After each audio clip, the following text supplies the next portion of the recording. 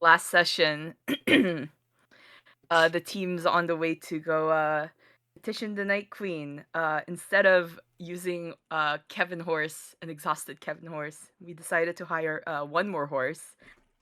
Um, is it so far Oberon is sleeping. What is it? Yalsa is signed for a healing spring, and so you biometric unlocked my advanced scrying slate, my ass. Your ass? Um, Ass unlocked? yeah, to check for reviews on Edit, made by the gnomish Mm-hmm. artificer Edwidge Dit, the founder of Edit. And so apparently the spring's very purple, not very good. They're like, oh, this seems sussy, so y'all didn't go to the magic spring. Um, but Eulalie had the brilliant idea of live streaming me on a Skyhub non consensually. So Oberon sleep cam was a thing for 2 hours, and he got 19 gold over 2 hours. And then Eulalie started spreading defamation, saying that Oberon was homeless, and started a GoFundMe, which I will ask if that was a joke or not. Was that a joke? Is the GoFundMe an actual thing? The GoFundMe Didn't we for like roll to see? did we? Because Rain or Eulalie asked or said something about it, but I don't know if it was Eulalie saying it or if it was Rain saying it. But anyways, I don't know. I don't yeah, remember about the GoFundMe, but I do remember that you did earn 19 gold.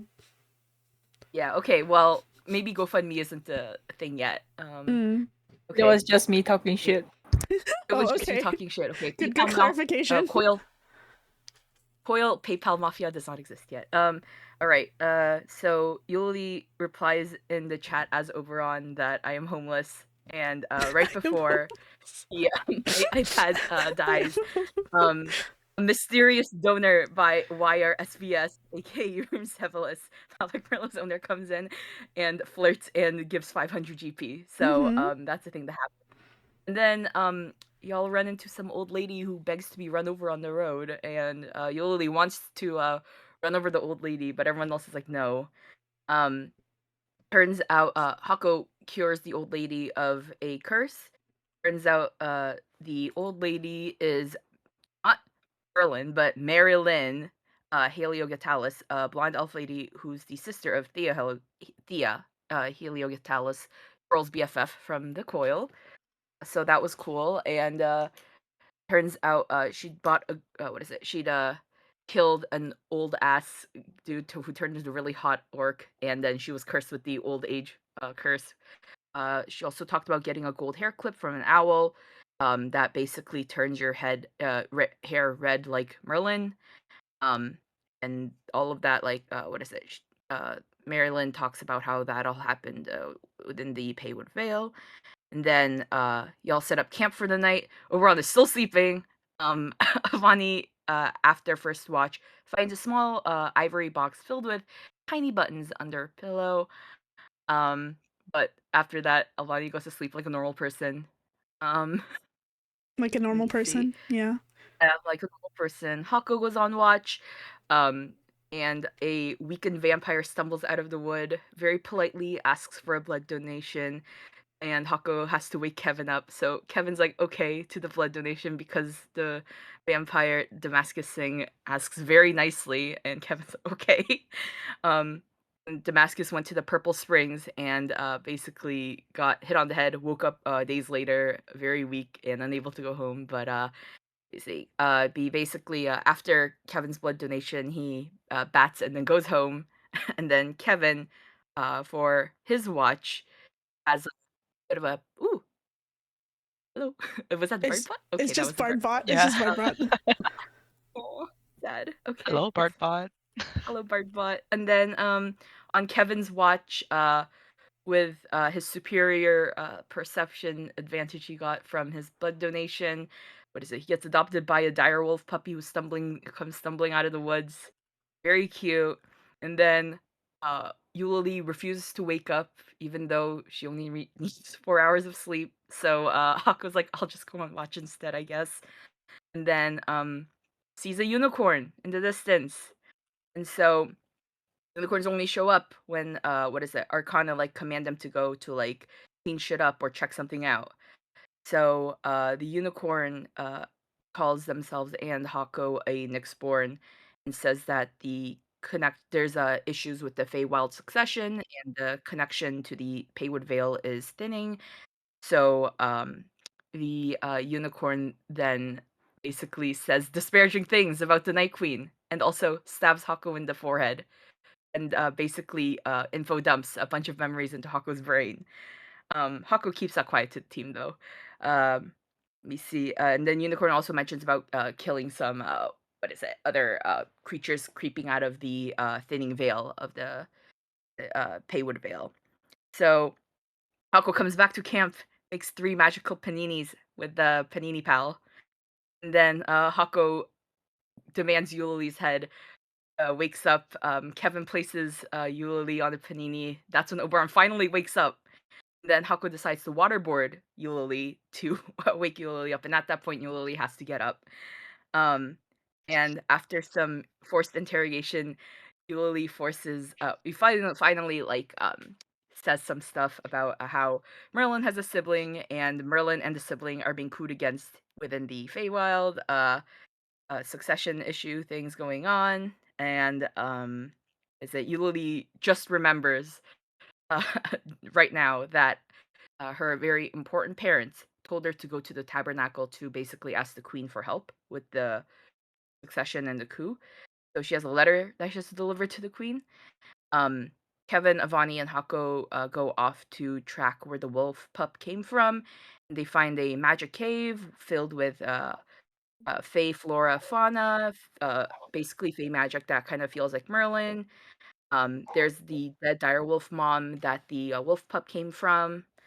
And so turns out, what is it? The cave was a puppy's home, but it left because mom's skull had been crushed in by the unicorn. And so they're like, okay. And then Kevin names the wolf pup Olive, and I think there were discussions to basically send the wolf pup back to the Feywild with Eulalie down the road. Meanwhile, back at the camp, um, Eulalie is man standing, and Oberon is reviewing his VOD while eating half of a panini, and so now they return to Eulalie man standing and Oberon in the man thinking pose as he processes the information, and so yeah, that's what happened. Okay, great, extremely detailed blow by blow of the last session. Thank you. There were many things that happened. For someone who wasn't there for most of it, truly, truly plot maxed of you to explain all of it. Thank you. Anything missing that anyone wants to add? No. If Coco would like to share what happened with the info dump. Oh, you're silly for that one. You're silly for that one. You're silly for that one. Nah. Did you mention he had a train fan? Oh, train fan. Oh yeah, I did. You're a train fan. Yeah. Okay. Yeah. Very important. Yeah, man thinking the man has thunk, so we'll have to resolve that now. The man has thunk. And running into I think you got everything. My notes are also very long. So okay, I think that's most of it, to be honest. That hits most of what I wrote down that you did last time. Okay, so I think now we're already in the morning of the next day. You guys did all that investigating with the wolf puppy cave and all that bits. You can set out on the road now if you'd like, unless there's something else you'd like to do before you start. Yeah, I guess like when the rest of the team comes back to camp, I guess we're breaking up camp, right, and like packing up. Yeah. And Oberon takes that time to over to Eulalie and basically asks very politely, Eulalie, may I have a word with you? I have a proposition. Oh. For what? Concerning the streaming, my advanced scrying slate, Scryhub streaming. like I said, I have a proposition. A Like, deal, if you will. like, you want me to stream more so you can get more money, or? Well, okay. I kind of like motion Eulalie to come to the side. So basically, like while everybody's breaking down camp, like me and Eulalie like are outside of earshot, I guess. That's okay. Yeah. If you want to follow Yuli, go ahead. Do any of us notice you guys walking? I mean, are you sneaking off or are you just like having a word? Well, we're just having a word while everybody's just like breaking down camp. We're gonna like, you know, basically go like 20 feet away or something like that by the river or something. Yeah. Like far enough so that it's just like semi-private conversation. You can certainly do that, sure. Okay. I mean, does Eulalie follow? Yeah, sure. Okay. So I look at Eulalie and I'm like, all right, well, you did non-consensually stream me and impersonate me on my account, but I mean, I have to say, like, it seems like you do have a talent for streaming. So I ask Eulalie, you, did you like streaming? Would you like to stream some more? Oh my God. Stream you sleeping? No, streaming in general. Like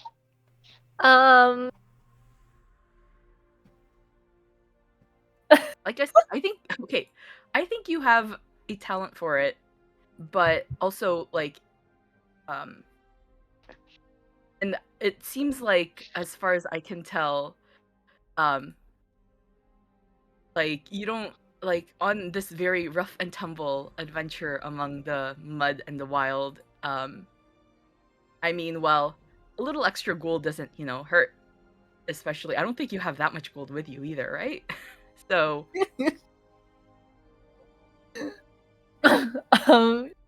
Yulali looks at Oberon and she's just like, so you just want me to earn more money? I'm asking, do you want to earn more money? Because what I'm proposing is well, it doesn't really matter what you do. I'm gonna have to do another live stream and basically clear the situation on this one, because it doesn't sit right with me that this was basically done like without my permission. And well, I would like for it if you could come on the live stream with me now, so you can we can clear the air with this situation. But what I'm proposing is that if you do, I'll basically introduce you to my live stream as my like co-talent and content manager, and like my official mod. So that when you're in the chat, so that you can actually be, instead of pretending to be me, you can actually be yourself and build your own platform that way. I don't know. Well, I mean, for what it's worth, I think if this is something that you think you're interested in, you can basically start your Skyhub career this way. Honestly, I'm poor here, but back at home, I'm kind of rich. So yeah, sure thing. I But don't know. do you want to? What I'm saying is, for the time that you're out here, do you want to continue living in, well, filth and squalor, as you would put it? Well, more money means more comfort. She's staring at Oberon like she knows what Oberon wants. Oberon's being pretty sincere about this. Like, he's offering, because kind of like, well, it doesn't really matter if, like, you say yes or no, because I'm going to go live anyways and explain the situation. if you would like to come on live and introduce yourself as the one who the culprit behind the first stream, then I can actually introduce you as like part of like my like actual official moderator for my entire account. But if not, then I'll just have to go live by myself and just kind of say whatever. So Sure. I guess. well, I don't want you to be reluctant about it either though. Like I would like if this is something you're genuinely interested in and want to do, I honestly, again, like I said, I do really think that you have a talent for it. Natural instinct, if you so will, with what is it? Oh my god, Yuli's like wisdom 18. Yeah, that's like all like insight instinct stuff. So yeah. I guess Eulalie doesn't mind, but she probably won't know what to say for the stream. Oh, you don't have to say much. You can just say, like, I'll just introduce you and say, like, you know, come on stream and say, yeah, I was the person who, like, basically, what is it, streamed me last time and pretended to be me in the chat. Like, that's all. But basically after this apology stream, which I guess Oberon's inventing the concept of an apology video now, huh? Yeah, okay. My god.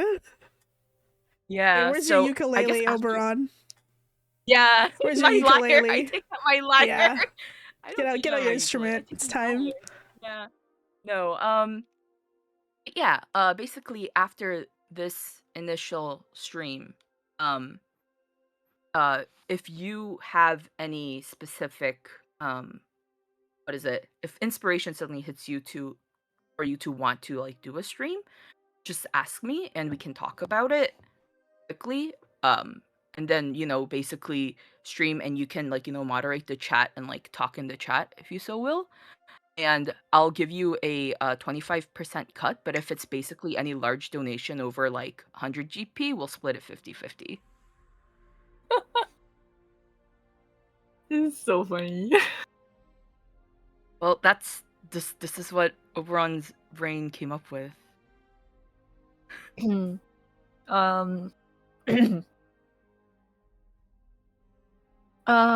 She kind of thinks for a while, and then just like, Wait, this is like everywhere. This will be like everywhere in internet. Oh, sorry, Rain, you cut off. Can you repeat that? oh, sorry. She says like, wait, this will basically be in like every part of the internet, right? It's essentially anybody who has access to ScryHub, but the people who have access to ScryHub is a relatively small, very small percentage because it's very, very new Arcana tech and very, very expensive. Also, there's no like permanent. I mean, I guess some like I don't know, people could possibly download the video if they have some sort of like they're like extra like if they have like I don't know extra like resources, but there's no like YouTube or anything like there's no archive of videos per se, like permanent archive of videos on ScryHub. She thinks about it, and I guess one thing she's worried is that her family will see it. I don't think her. She does not want her ass beaten. Well, I don't think her. I don't know what her parents are telling like. you, I'm telling you, Yuli's family would have access to this. Absolutely. Oh god, okay. Yeah. Yuli's parents be on this. Yeah. Actually, yes. Yes, they would. Yuli, you know your parents would like just monetarily and influentially have access to this technology. And like hold on, let me type something to you. I guess there's a reason why Eulalie was so good at streaming this. Oh my god, Born iPad, literally like what is it? iPad Like a Zoomer 5B. born on an iPad. We joke about Oberon being an iPad kid, but Yuli's the real iPad kid? Question mark.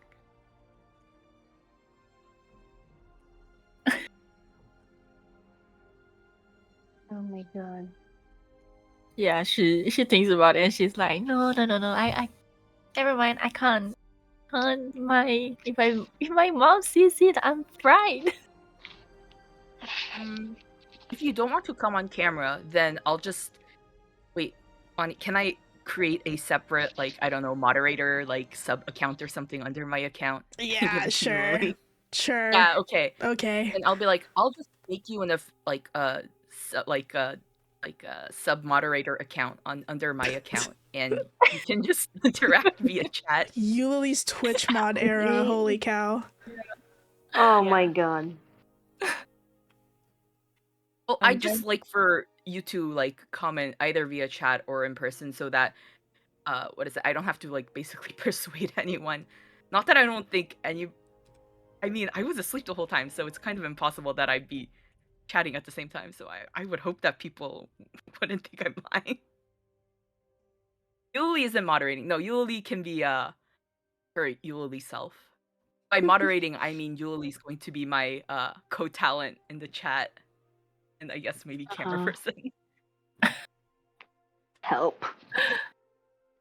Yeah.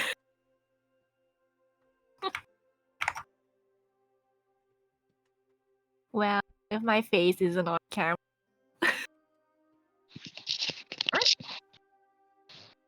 And then I also, what is it, go into my, I turn my advanced scrying slate on, and I change the settings so that instead of biometric lock, it's like a 15-digit number password. And then I'm like, well, Yuli, if you would like to use my advanced scrying slate for stream or for other things, I guess feel free to memorize. Can you wait, memorize my 15-digit password? She can write it down on the paper, I guess. Just on a Or post-it something. note. Yeah. I'm not gonna give it to you now. I'll just give it to you later. Or just ask me. The one thing I would like to do is if you have a stream idea or you suddenly want to stream, just make sure that there's no super identifying things in the background, just because like the reason I haven't been streaming is because we're currently on an adventure, a mission with lots of enemies who could possibly, you know, look into our stream and see exactly where we are. So basically just keep the background as nondescript as possible. Yuli is kind of like, sus, but okay. What? How is that sus? It's literally stranger danger. Okay, whatever. Yeah, and also, I'm going to ask the rest of the party if they're okay with like being live streamed. So no streaming anybody who isn't okay with being streamed. Hako refuses. Well, I haven't asked yet, but I know Hako will refuse. Yeah. Avani also refuses. Don't worry, I know popular. I know you all. I know most of you will refuse, but it's. I want the consent, or the Hey, stop that! I'm being anti Logan Paul here. Hey, are you Mr. Beast then? I don't know. I've never watched a Mr. Beast video. Oh. Okay. Well, anyways, I haven't sullied my eyes with Mr. Beast either. Anyways, okay then. Let me see. I hold out my hand and I'm like, okay then. Well, do we have a deal? I won't have you on camera. You'll just be my in-chat co-talent and content manager, camera person, I suppose. Yeah, sure. Okay. We handshake on it. Hey, I mean, Yuli was the one who started streaming, so I'm not doing jack shit. Anyways, I'm not. Listen, I'm not Oberon is specifically asking for consent with the other party members, and so he will respect their wishes. Good lord. Okay. I guess I'm like, okay, Yuli, and then I hand my scrying slate over and is like, time for a quick 5-minute live stream. Sure. Here's your account. So I've activated Yuli's sub moderator account. So it's like here, and then I don't know. I'm like, put in whatever your screen name you want to be. Like, should I call you Yuli on camera? No. What should I call you? You can call me Lee. Okay. I just Lee. Okay. I'll call you Lee, my fellow adventuring mate. Okay. I guess we're gonna live stream now. I mean, yeah. Did you roll to see how much battery your ass had today? You said that I used you said I used 60%, so I've got a little over an hour left at this point for today. Okay. Yeah. I had 3 hours. I rolled 3 hours, so I have a little over an hour right now for the rest of the day. Sure. Just tell me when you are live streaming or when you start. Okay. I do a little like 2-finger like roll the camera, and Yuli, I guess you're gonna start rolling the camera. Yeah. Do we need to roll anything? Do we need to roll any? Yeah, actually, let's roll to see. Or should I talk and then re-roll? No. Give me a charisma check, Oberon, to see how many people are coming to the stream. Are you on the Do I just roll front page? Do I just roll flat charisma? Yeah, roll your charisma. Oh. 12. 12. Okay. So yeah, you currently have around like you're a pretty popular guy, right? Like you've streamed before. A lot of people remember the sleeping stream from yesterday, on which you literally rolled a nat 20 several times. So that was a poppin' stream. This one, That was for some reason, people too don't early like in the you. morning. It's 8 a.m. Yeah, people don't like you as much when you're conscious for some reason. There's less people on the stream, but it's like a healthy, like maybe like I would say like 20-30 viewers. Okay. Just popping in. Some of them say hi in the chat. Most of them are quiet. And being like, hey, why is he awake now? Okay. I'm like, hello, dear netizens of Scryhub. It's me, Oberon.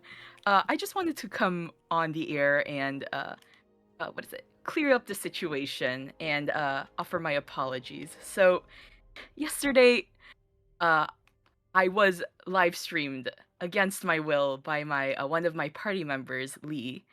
And so I don't really feel comfortable with any sort of non-consensual live stream whatsoever. So I first of all wanted to come forth and be honest about that and send out my apologies for the deception.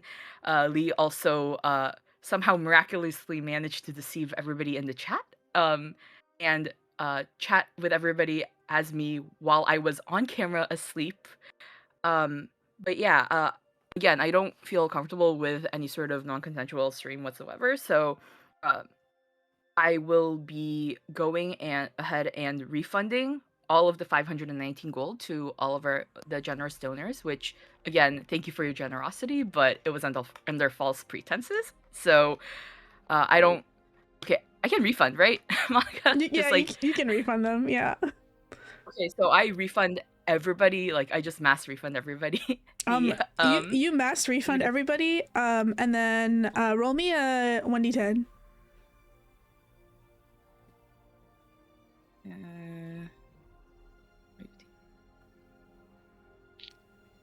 One?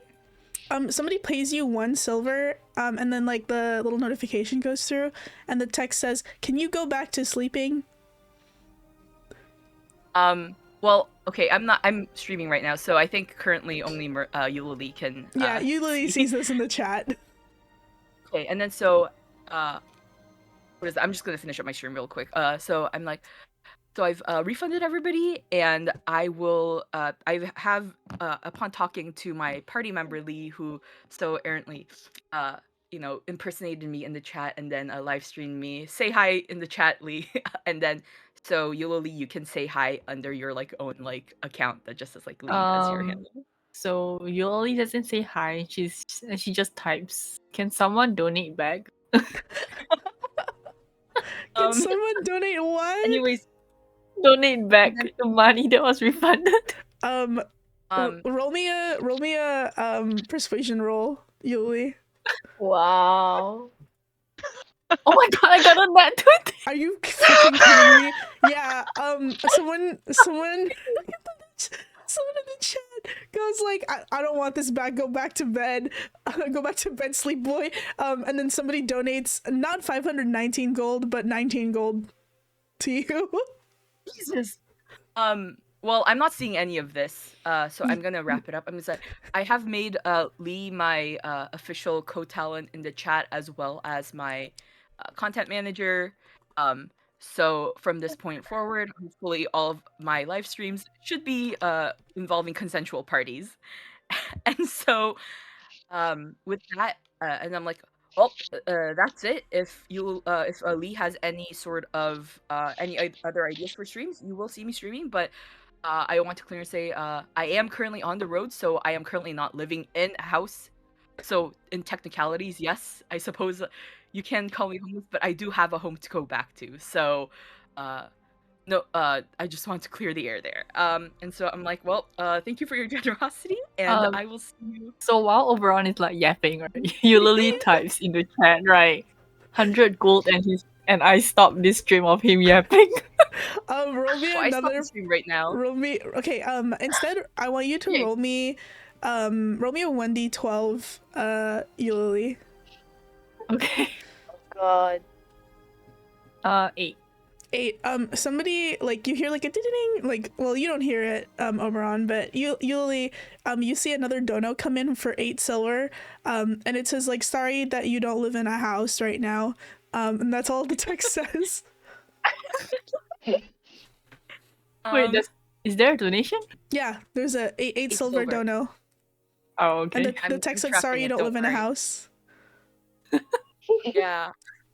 And so I'm like, well, that's it, and I suppose I will possibly see or not see you next stream, depending on my content manager Lee's future ideas. And I do the double what is it? Finger bolts, not finger guns, because guns don't exist. So my finger bolts as I've been infected back in the train station where we got attacked by harpies, and then I signal Yoli to turn off the stream. Okay, Oh, also- before she turn it off, so you were saying that you're gonna think of activities, right? Can you literally start gonna like a vote? You I'm can gonna start a vote. a vote? Yeah, like You're a gonna vote start a for the next vote? activity. So in the choices, she put sleeping or awake. Okay, I need a contested roll. Yuli, can you roll me charisma, and then Oberon, can you also roll me charisma? Correct. Right. Um. Oh Jesus, 12. 12 Oh no, versus I got 2. Okay, yeah. They vote awake this time by like 8%. 2. Oh, okay. Math isn't mathing, but okay. Yep. Okay, so do I need to? I can turn off my stream and then private DM, right? The another Scrihub account. Yuli will just turn off the stream when you ask her to. Yeah, she'll turn off the stream. Yeah. Oh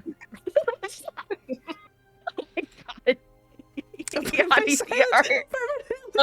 Yeah, yeah. My cheer. Yuli, you should make that the cover of the VOD. I'm gonna Yeah, make that that's the the- cover of this VOD. That's My silence that's like permanently. Oh my Oberon's God. profile hater now. Okay, Oberon, Okay, you well- formulate your message. I need to go feed the dog real quick, so I'll be back in like 5 minutes. She's crying. Oh. Okay, I'll be right Oh. back. You all talk amongst yourselves and pack up camp and figure out what you want to do next. BRB. All right. As we Okay, pack so up. Haku Oh. and Avani, I go up to the rest of you, like as you're packing up camp. Haku and Avani both say no to being on camera, right? Mhm. Yeah, and I'm like, Kevin Sambenim, would you like to give your permission to be possibly streamed if Yuli's mood sees fit, or would you like to decline? Do I get a percentage? No. No, Um, no. You are in if you're in the stream, it will be incidental, so no. um, as long as you don't show my face, sure. Okay. I'm like, I turn to Yoli and like, all right, was it strict no on Haku and Avani and no face for Kevin? So Like, we're just filming his garage. well, we can film again whatever you like as long as there's no identifying like background marker, like showing us like where we are location wise. If you want, we can like And cast like I don't know, something like minor illusion just to cover up the background. Oh, well, like if you those want, Zoom meeting background. zooming Yeah. background. I don't have Yeah. minor illusion, but if somebody else wants to cast it, feel free. But otherwise, it will be up to your very dexterous skills to make sure there's no identifying. Maybe we can ask Moni if like the Oh, if scribe there's a setting. comes with it. Yeah. Yeah. This is Zoom meeting background setting. Zoom meeting background. Set meeting background. Alright, well, I guess gotta bookmark, gotta ask for Salme's consent whenever Salme is back. Important things to do. I'm sure she would also ask if she can get a percentage. Oh, no doubt. But you know, I feel like Salme's a bit of a toss up. Salme just might not care. I don't know, last time when we came across somebody who knew something, it didn't end well. Yikes. Let me see. Oh, I need to. Oh, I need to post them. I don't really need the message to be private. I'll just post it in pub. I'll read the message out loud for the stream something later. So, DM For the real stream. to the real stream. Was it Urim or Yerim?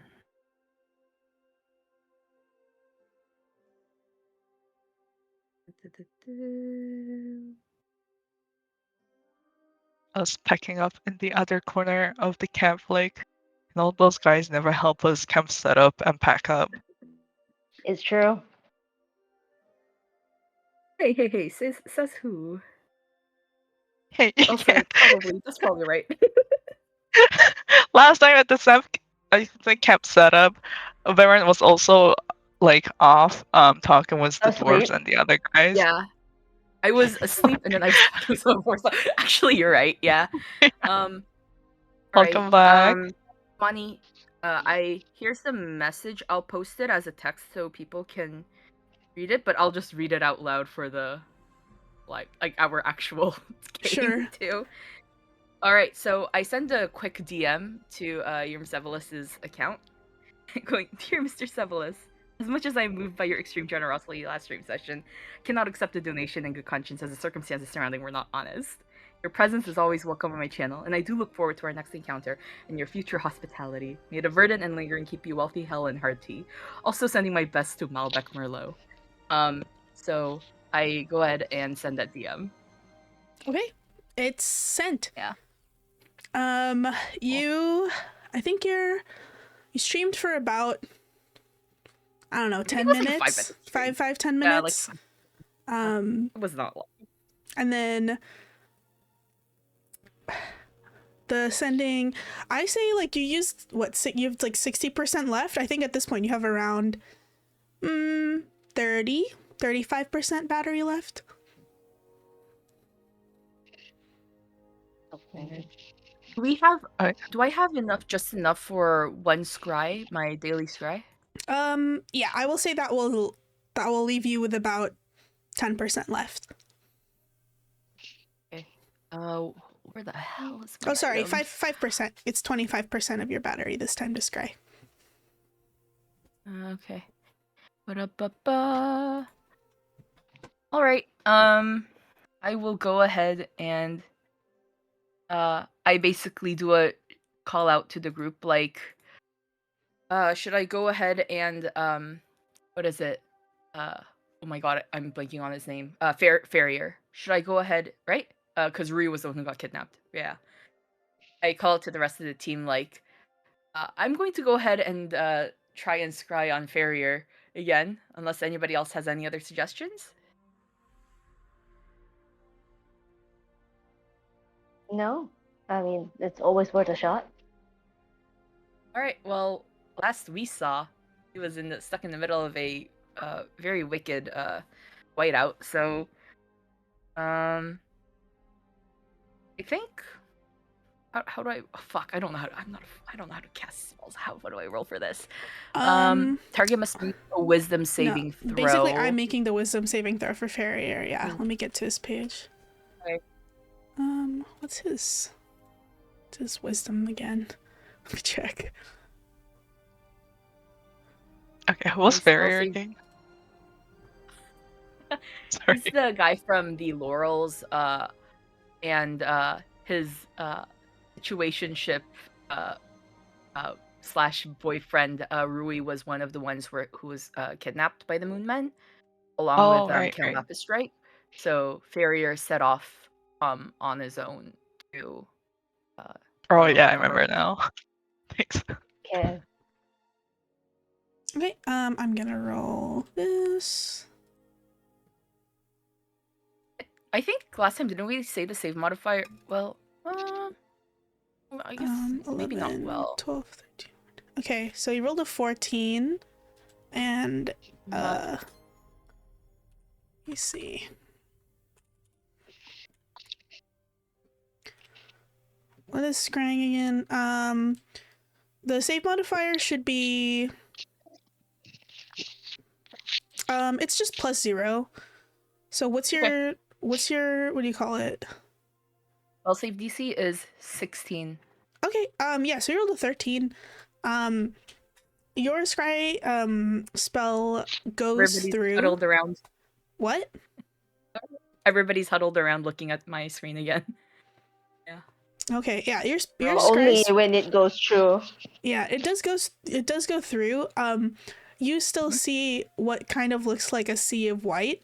But there is like sort of at the edge of your vision, and like you only see like the back of Farrier's hood basically. As it looks like they're on like a horse or some sort of mount, which is not like super clear because again, it's only been a couple days since you last tried and it's still snowing. And they seem to still be in a very snowy place.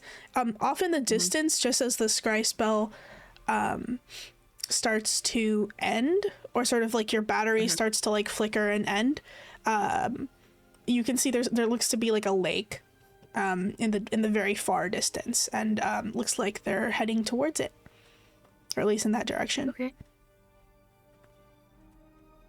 Cool. All right. I assume we can't roll perception for any more tidbits, huh? No, it's Okay. it's on your what is essentially iPad Mini. It's grainy. It's snowing. I don't know what you can perceive from that. Essentially. All right. I'm like, I shrug and I'm like, well, good to know the chap's still alive. And the scry basically goes dead. And I guess we're back on the road now. Yeah. Well, actually, I was wondering two things. One is I think while you're gone, we're wondering on the scry pad on the ads, is there an option to have like a Zoom meeting like background choice. Like Oh, yeah. a Zoom meeting. I will Yeah. say on this model, no. That seems like an advanced feature. Oh. Not for My my second advanced. question. We need an advanced scrying slate. Yeah, you need a BBL for that. Wow. Yeah. You need the iPad A Pro. BBL. Oh god. For my second thing, while they're talking on the side, and Mhm. rest of us are like packing up camp, can Kevin ask Vani about the box?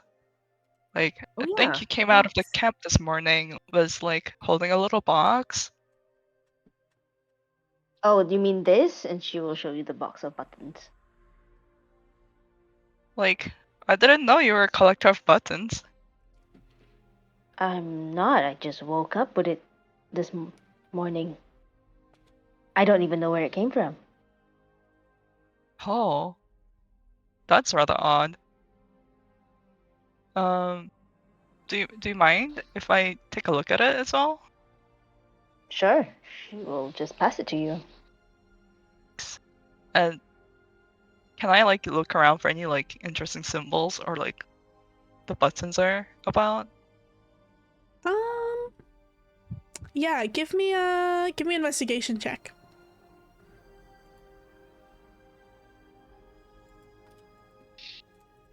Dirty 20.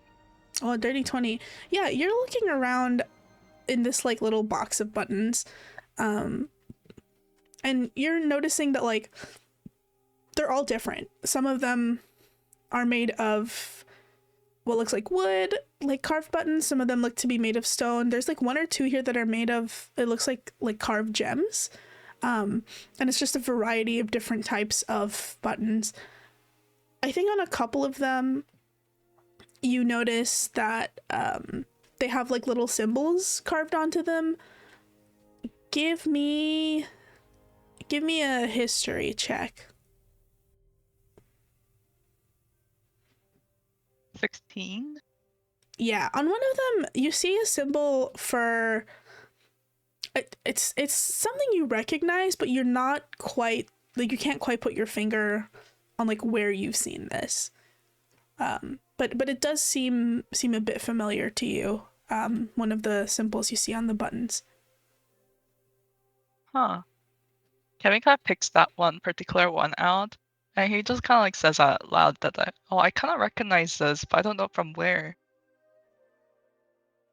Huh. I mean, Avani will take a closer look now that you've found something. I think, Avani, you would not recognize this. This is not known to you. Okay. Kevin also just then turns to Hako, like, "Hey Hako, do you recognize this? I can't tell if it's from our journey or from something else." Could they try recognizing it?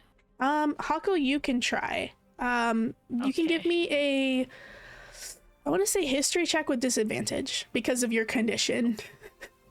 Yeah. Can I Give me- also see if I find anything else? You want to dig through the button box yourself, Avani? History, Yeah. Yeah. So you can give me an Or- investigation check yourself. Yep. Either the buttons or the box. I mean, I don't Yeah, know. or the box. Yeah, that's also fine. Just let me know which one. Okay. It's 15. 15. Yeah. Any modifiers on that? You know what? I'll do a cast life roll. Why not? That's a d6. 18. Yeah. With an 18, Hako, something like vaguely about this is memorable to you. You think you've seen this symbol somewhere before. It definitely wasn't since you woke up in the ditch. This seems like a memory from before then. Oh. Like you find yourself like with the memory like sitting at a table, and there is like a small like wooden disc in your hand, and you can only tell it's your hand because like you're familiar with like the way your own hand looks, I suppose. But you see like basically yourself at like a table, looks pretty nice, covered in like red velvet, and like sort of in your memory you just see like your hand flipping this little like wooden disc like back and forth between your fingers, like one would like flip a coin, and then on that little coin is this symbol. You seem to be at some sort of gambling table, and this seems to be a chip of some sort with the symbol on it. Huh. At that point, I think, what is it? Yuli and Oberon's walk back from their apology live stream. Yeah, apology live stream. First ever apology live stream concept invented for real. Wow. And so, sees Can the party Avani- huddled around. Can we learn about Avani's thing first? Oh yeah, your investigation, are you looking at the box? Yeah, so you notice that this box, it's nice and it works as a box, but actually it's kind of shitty. It's like rudimentarily, is that a word? Rudimentarily carved. Like somebody who made this is not a woodsmith. It's not professional by any means. It's kind of like shoddy and put together, and some of the edges are not sanded well. So you can tell whoever made this box. There's no other identifying like symbols or markers on the outside, but it is like sort of, it's not the best craftsmanship. It's kind of shittily made. Almost like a child made it. Interesting. Yeah, Oberon and Yuli, they're digging through some buttons in a box. Can I check the buttons now? Like, can I roll Yeah. for buttons as You can well? roll me an investigation for buttons. Okay. Nope, that's even lower. 15. You're looking through the like button box. You don't recognize most of like the buttons. Most of them actually don't even have symbols on them. They're just like nicely carved wooden buttons. There's a couple ivory buttons in here. You notice a few of them are made of like animal bones, like tusks. One of them, you swear, is probably like an orc tooth that someone has just carved into, like, not even like a button with holes, like a toggle button, you know, like the kind that you like wrap a little cord around to keep stuff closed. Yeah, you just find a variety of interesting stuff in here. When you said the box of buttons, oh, sorry, go ahead. Oh, okay, never mind. When you said the box of buttons these were small buttons, are they like buttons of varying sizes, or are they like all very itty bitty, like Yuli fairy sized small? It's varying sizes. Some of them are like it would be on clothes you would wear. Some of them would be on like clothes Yuli would wear. Some like maybe one or two. Most of them are like pretty small, but one or two would like fit on a much larger creature. But there's only like a couple because otherwise the box would be like completely filled with them. I would say the box itself is about the size of like an iPhone in like width and like dimension, and then about as tall as like maybe like 2 or 3 inches. Like it's a pretty small trinket box. Okay. I see the one button that Akko and Kevin are staring intently at. Could I make a history check or no? Yeah, you can make a history check. Basically, Asbrians can make history checks on that specific button. Can I study like the material and see if I can gather anything through that instead of just a pattern? 24 for me. It's just a button, so no. Okay. Yeah, sorry. I think like that's about as much information as you're gonna get. For 24, I think you recognize this symbol, Oberon. This is, so the symbol itself, it looks like a singular pigeon wing, like outstretched and like curled back in, and the pigeon wing itself is like tightly bound with what looks to be like red rope, and like that the button itself is like a sort of like a dark like gemstone colored red, but you think it's made of like stone. This is the symbol of one of the noble houses of Asbria. You probably learned this from your education in some areas, but this is one of the outer noble houses of Asbria, the House of the Wing.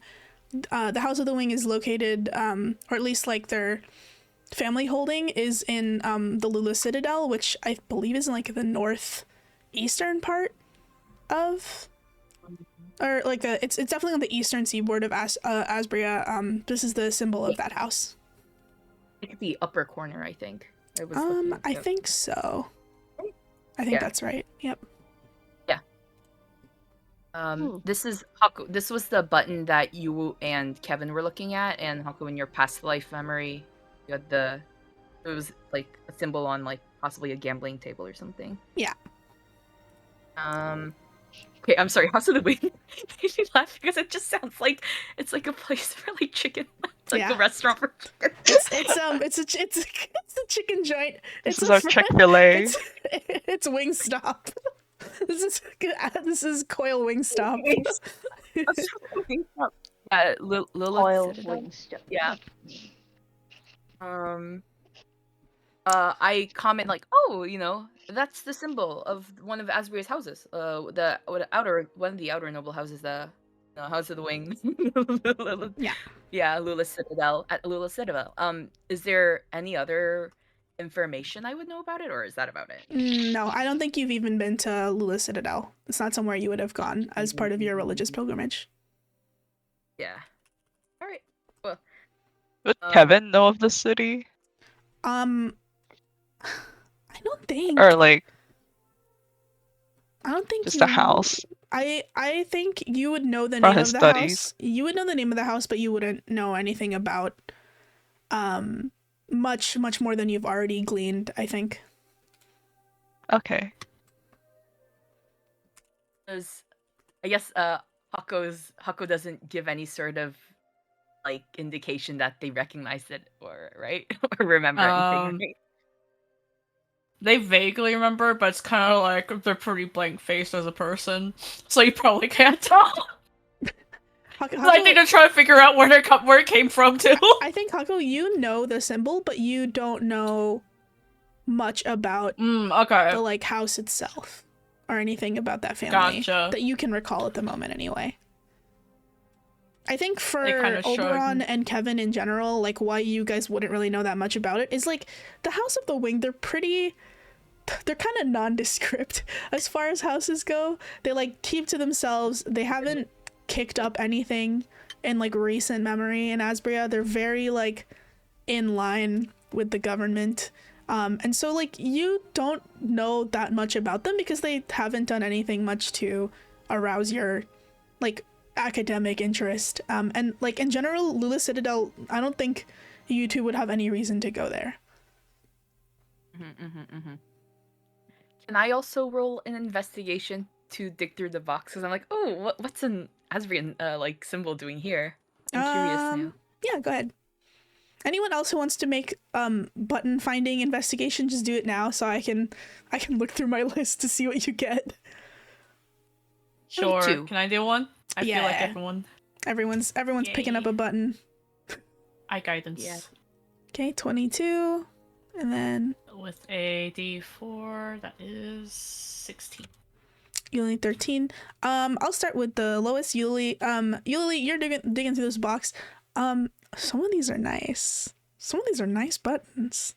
Some of these would go really well with your dress, you think. Some of them are quite small as well, like definitely fairy sized. Shimmer nicely in the light. There's one that you find that's this like deep ocean blue color. It seems to be almost made out of, like at first glance you think it's a gem, but then you see that it's actually made of like sort of almost see-through like chrysalis. Like it's got a rainbow refractive like look to it. It's a very pretty button. So you see that. Hako 16, you're digging through and you see like all the other buttons that I mentioned. You find one that kind of interests you a little bit because it's mostly like you're not sure why it's in here. It looks like a mushroom, but it's like rock hard, and you're not really sure how this works as a button until you like turn the underside and you see there's just two little holes on the undercap that you would have missed otherwise. It's definitely small, not big enough for like regular like medium-sized creature clothing, but it's like a small little mushroom button. It just kind of strikes your fancy. It looks nice. Oh, nice.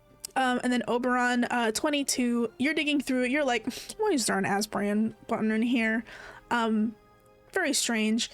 You don't find any more like symbols that you recognize on the buttons, but you do find one. You almost like nick your finger on it. It's so sharp. It's like a deep purple color, and it's looks like when you tap your finger on it, it's sharp and hard like obsidian, but it's like this shimmering like purple amethyst color to it, and you're pretty sure that this is a dragon scale that someone has drilled holes into to make it to a button. Like it's like a carved dragon scale button. Damn. Yep, that's the box of buttons. Interesting. I ask Avani, do you mind if I hold on to this? Knock Taking yourself Avani's out. shit. Well, okay. +1 for a mysterious button in the button box. I will make a list of the buttons that you guys find. Somebody roll me 1d 100. Okay. I was feeling lucky. Just for Let's go, incidents. Charles. 41. There's Very 40 middling. There's 41 buttons in this box. You guys have found a few of Oh. them. If you want to find more, you can let me know. Like I will say you can look through the button box like once a day. And you can look for more okay. buttons if you want. There will magically be like buttons you never saw before. Who knows? You don't know. Maybe. Gotcha. I don't know. Might be. I'll make a list of like the buttons you get at the end of this. Before I forget. Somebody reminded me. Yeah, this is the button gotcha. I gave you a button gotcha. Will it be plot? Maybe. Will it be SSR loot? Probably not. But will it be plot? a button? Say no Yes. more. Say no more. I know So, you all Bunny, love I to look at gamble. You Plot want me to? button. Plot You want me to buttons. post a list of buttons? Yeah, I'll post a list of somewhere? buttons I at the apologize. end. Okay. 'Cause I'll type it up later. The ones that you've gotten so far anyway. So, Okay. You Is guys anyone else keeping their buttons? are you gonna keep your buttons? Sure. Because if not, I want to find the thread to just like thread them together and then put it back in the box just to separate them from the other buttons.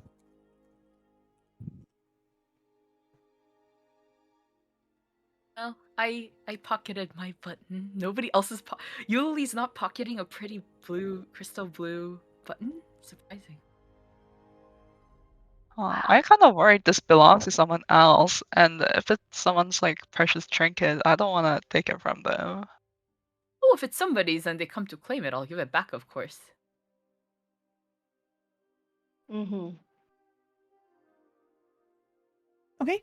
So you guys figure out your button situation. Are you gonna start heading out on the road with your horse and your cart? Yes. Oh, I guess. if you had I any guess so. exhaustion, you can clear it now because you all had a more or less full night's rest. in More or some less. sense of the word. Hako, do you want to drive today, or I can do it also if you prefer. Sure. I mean, I can also do it since I was sleeping for most of yesterday. I guess Okay. you get to navigate then.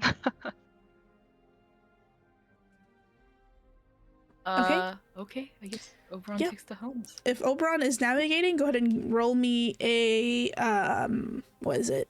Survival check, please. Oh no. Maybe somebody with higher survival should have done this. Yeah, who's too late now. navigating? Too late. You gave him the wheels. Gave him the steering 12. wheel. 12.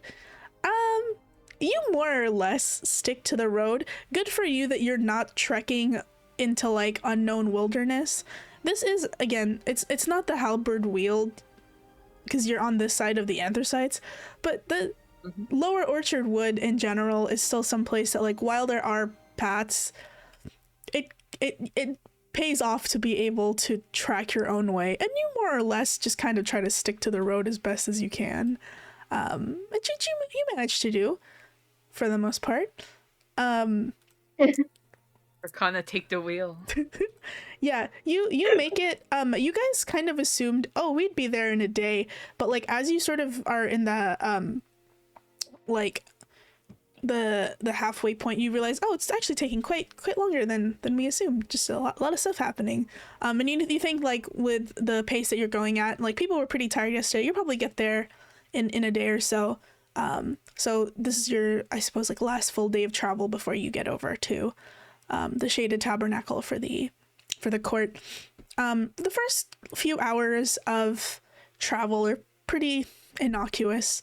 Like, the weather today is not so bad. It's kind of foggy and a little cold and a little wet, but it makes sense because you're quite close to the coast at this point. So close, in fact, that I believe, like, if you sort of strain your ears, you can start to hear the sound of, like, water lapping upon the shore. The road sort of goes in that direction. Give me... who's driving right now? Oberon, right? Can I sit in the front, Kevin, I Miss think. Baron? You want to sit in the help? front? Wait, I thought Kevin was driving and Oberon was not navigating. Is that not what I heard? Honestly, Like, I thought that was what's happening as well, but it Oh, okay. sounded like that's not the case. No, that's also fine. I was not sure because all of you said you were driving, so I was like, who's driving? please tell me. Unless Oberon wants it the other way, I think it's Kevin's hands on the actual rein, and Oberon's helping him tell which direction to go. Okay. So either one of you go ahead and roll me a 1d100. Actually, roll me a 1d6 first, and then roll me a 1d100. I got my tables open. Incident time. Would you like to roll, or should I? mm, Okay. incident time. 1d6. Yeah, roll me a 1d6 first. I got a 3. And a Uh, d100. Yeah, and then roll a d100. I think I heard like on 76.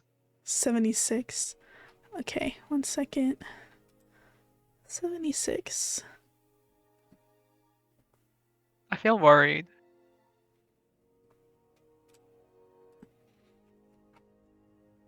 Let me see. Oh. Okay. That sounds worrying. You are just driving your cart along. You start to hear, like, ahead of you, there seems to be, like, a little bit of a commotion ahead of the road. And you can see that there is a group of it seems like bards, and they're like playing by the roadside, busking. And there's a couple of, like, travelers ahead of you that have, like, stopped to, like, listen to their tale. As you guys are approaching, go ahead and make me everybody make me a charisma saving throw. Fuck. 7, 13, Oh, I think it's gonna be bad. 11. Can you add anything to that, or is it just 6. Oh my god. wait? Yeah, what? I have a question. Can I add inspiring piety to that? Why? Because what is it? As I am approaching the bards busking on the road, I would be like, where's Squad? Is it? I'm like, oh, the what is it? Rhythms blessed us with more bards on the road, and I am trying to recognize this song.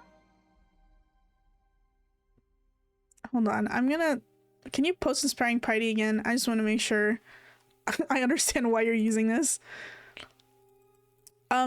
Sunny, you all get +3, but it's still not enough, I think.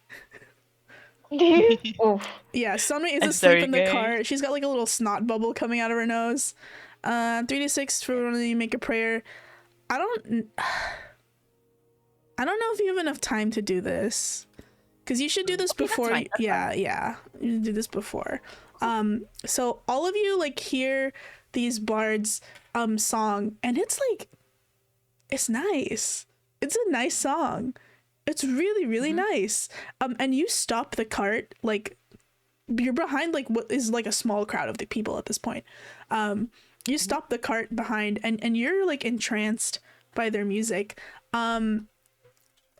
Yes, it is a charm. Are you resistant? Kevin? That's your chance! You have counter charm! Well, What? You have counter charm! Oh, Dude! oh, wait, I forgot we changed that. Is it a reaction now? Got it. Are we being charmed though? This is not a Yeah, I charm. think This is we- not charms the spell. This is charm effect.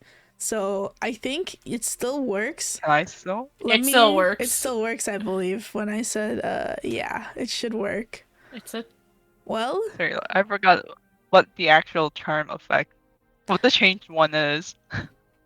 what did I say? The reaction. Okay, it's a reaction. Reaction. Yeah, all of you have proficiency have bonus. failed the saving throw. Okay, I'm gonna then use counter charm as a reaction. Mm-hmm. So my proficiency bonus is 4, so I have 3 use of it left. Okay. So you can. Who are you using it on? Because you Doesn't can it only pick apply one to- person. If you read the text, it says you don't have to use it until you or your ally singular. It's for one Okay, person. I'm gonna use it on myself to Okay. just wake myself up a little. It's like, wait, this is good, but also something's odd. Mhm. And I'm going to just like ride the cart ahead to just pull us all out of the range. So you don't auto save. You get to reroll your save with advantage. Oh, my bad. Yeah. Okay. So go ahead and reroll your save with advantage. Charisma saving throw. Oh, that's not good. Oh, brother. 18. 18. Well, You just save. I do? Yeah, you do. Their DC was 18. Okay. Oh, that's pretty high. Yeah, they're good bards. It's the thing is, it's good music. Like, genuinely, it's good music. They seem to be singing about it's a song to the Verdant about like, oh, please give us lots of money and let our endeavors be prosperous, and may our harvests be full. And it's like, it's a good song, Kevin. It's a good ass song, but you feel that like it's too good. Your reaction to it was a little too strong, and so you counter charm yourself, snapping out of it. Oberon is like directing you to park the car. Like Oberon is saying like, you should park it here. Like Oberon, you want to stop the car here so you can enjoy this fabulous music. But Kevin is driving, do. and what do you do? Kevin has the wheels now. Kevin, take the wheels. Yeah. It's like we had too many stuff, so I'm driving us out of here. Well, Kevin's like hightailing it out of here, huh? We are rushing Yeah. past him. I'm like, no. As you're like, urging the horses to move faster, I'm gonna need you to make me an animal handling check, Kevin. Oh no. Okay. This is gonna be bad. This is gonna be bad, guys. Oh yeah, it's bad. 6. Oh, I'm so sorry. So you snap out of your like sort of charmed stupor to the song. Like that definitely happens. What doesn't happen is the horses. The horses love the music, and they sort of like slow down to listen to it, and they stop in their tracks. They don't want to move. They want to keep listening to the song. They're so moved by the like music that like the horses basically just stop where they are, and you see both of their heads turn to like listen and like look at the performers. Seems like you guys are. Can I cast silence on the barn? Let me check something real quick. Around either us or like around the barn position. You can put it on us, right? I think. Yeah. On us. You do it on Because yourself. then we can't hear it. Because then we can't hear it. The thing is, if we put it around us, I'm afraid if we get out of the range, we'll hear it again. But if I put it near them, they will be silenced, so we can't hear it anyway, right? Well, here's the thing. Think about it now. If they have a DC of 18, they could just counter you. I'm just saying. Right. Okay. Yeah, then can I put the silence around us? Yeah, you can put the silence around yourself. Go ahead and earplugs. Cast silence around the cart. Okay, I do. As you're casting it, so you're in the silent bubble. Like I don't think the silence moves with you. It's not a moving spell. So once you're out of it, I think you would still be able to hear it. So I would need all of you to roll again. But you at least are able to leave the immediate area. If it's silenced. All of you who like once the spell goes up, you snap out of your charmed state. Oh, do we roll another charisma save? Yeah. Oh, sorry. I'm assuming wait, you're trying to leave now, right? Unless you guys want to do something in the silence bubble. No. I look at Kevin like, huh? But I'm like, huh. Actually, now in the silence, I'm like, oh, that actually did, felt a little weird now that we think about it. Then another charisma saving throw. Yeah, everybody make another charisma saving throw. 21, thank God. Okay. Hako's 22. fine. Oberon's fine. Eulalie, you're like, who turned off the music? Who turned off Spotify? Why's the music on? Avani's like, why is the music off? Hey, I like the song. Turn it up. Turn it up. Oh my God. I have a question. Uh-huh. I don't understand the difference between dispel magic and counter magic. Counter spell basically means that your spell does not go off. Like dispel magic is like a spell effect is occurring. It is like taking place, but it's like sustained, and you are getting rid of the sustained magic. So if someone is like enchanting a book to be like I don't know, to have like to hit more, if you dispel magic, then it no longer like hits more. But counterspell means that like if you're trying to cast something, someone's saying nope, and none of your effects go through. Okay. If you read the spells, like it makes more sense, because counterspell is a reaction and it's an interruption of the process of casting, versus dispel magic, which is releasing something that has already been cast. Oh, okay. Thank you. Yeah. I just realized I also have dispel magic, so You're pretty sure it would not work in this scenario, because they're currently playing it. Like you could dispel it and then immediately would just happen again because the magic is still happening. Oh, okay. So I cannot dispel the caster, so to speak. No, because they're not casting a spell anyway. They're like, this is an effect. This is a charm effect.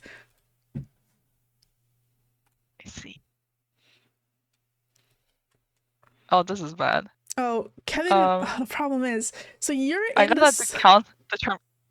Can I count the charm myself again? Yeah, do it again. It's fine. So I have 2 uses left. Well, go for it, bud. Wow. Oh, it's not happening. Oh, yeah, okay. No. So your silence drops, because you want to hear it. Like the silent bubble that was behind you is gone. All of you, like, who failed, including the one driving the car, is like, actually, That's kind of nice. I think you've made it the like silence what, 30 feet? Silence is 20 feet. Oh, you've made it 20 feet away, but you can still hear it from 20 feet away for sure. It's fainter, but you were around 20 feet away when you first heard it and were affected. So, like, Kevin, you stopped the cart. Like, you're like, I want to listen to this. This is nice. This is good music. I immediately snatch the reins and try and drive the cart. And I'm like, Hako, can you help me out here? So we just have basically twice for animal handling, I think. 2 chances. Sure. I will just say, because you guys have had to roll twice, anybody who's failed twice, go ahead and roll me 1d10. Anyone who's failed twice. Uh-oh. Oh no. Uh-oh. Does me failing my counter charm roll also count as twice? No, you already passed once. Like, as long as you've Okay. passed the charisma save at least once, you don't have to roll. Eulalie 4, I think Avani, you also need to roll a 1d10. Let me find that. Nope, that's not it. This one, okay.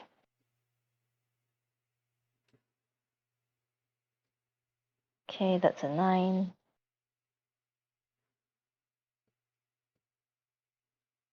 Did we cut off? Oh, 9? Oh, that's a 9. Oh, okay. I think it just did not show up in the game log. That's okay. So yeah, Eulalie, think No, I think something like disconnected for a sec because Oh, it rip. went like totally silent. Oh no, the music ended. Hold on, let me let me come back. Oh. Let me go. There we go. Play different. Okay. So, Eulalie, you lose 4 gold as you throw your money into the bard's like collection bin, and you're like, wow, great song. Wow, that's exceptional work.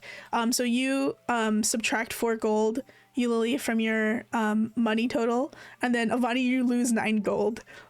As you throw like a small pouch of gold at these exceptional bards that you're just so charmed with. Okay.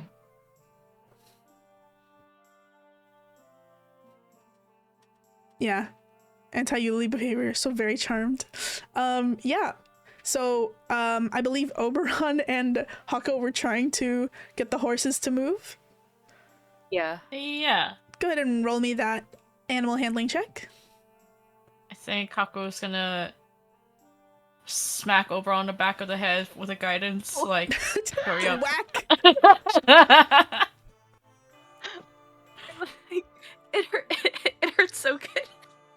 Wow. Okay. So, I meant to Wow.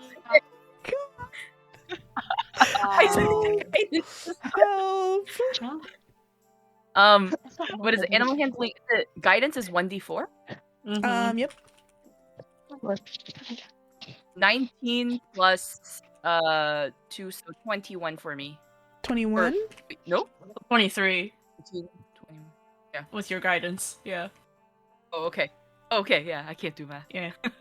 Okay. 23 is enough, right? 23, more than enough. You like nudge the horses to finally like pick up their feet and like move away from this spectacle. You guys make it like outside of the influence, like just make it before Avani and Eulalie can throw more money at these guys. As you're like making it out of like sort of their range, you can see whoever like the other travelers that have been like ensnared by their beautiful music definitely are like throwing their money into the money collection bin. I think as you guys like what? Oh, are we moving out of the scenario? Yeah, I you're have a moving out. question. As we're moving out, can we say like when we were like entranced and then not entranced but trying to get away, maybe do like a perception check to see if there were any like identifying markers of, you know, like symbols that they had that denote them as part of a group, or no? Yeah. I think the only people that can do that are the people who are not charmed. So that would be you and Hako can make perception checks. Who's this bot in my channel? Put this. I think Hako's gonna smack themselves on the head to forget what Oberon just said with guidance. Wow. 19. Let's see. 19. With a 18, yeah.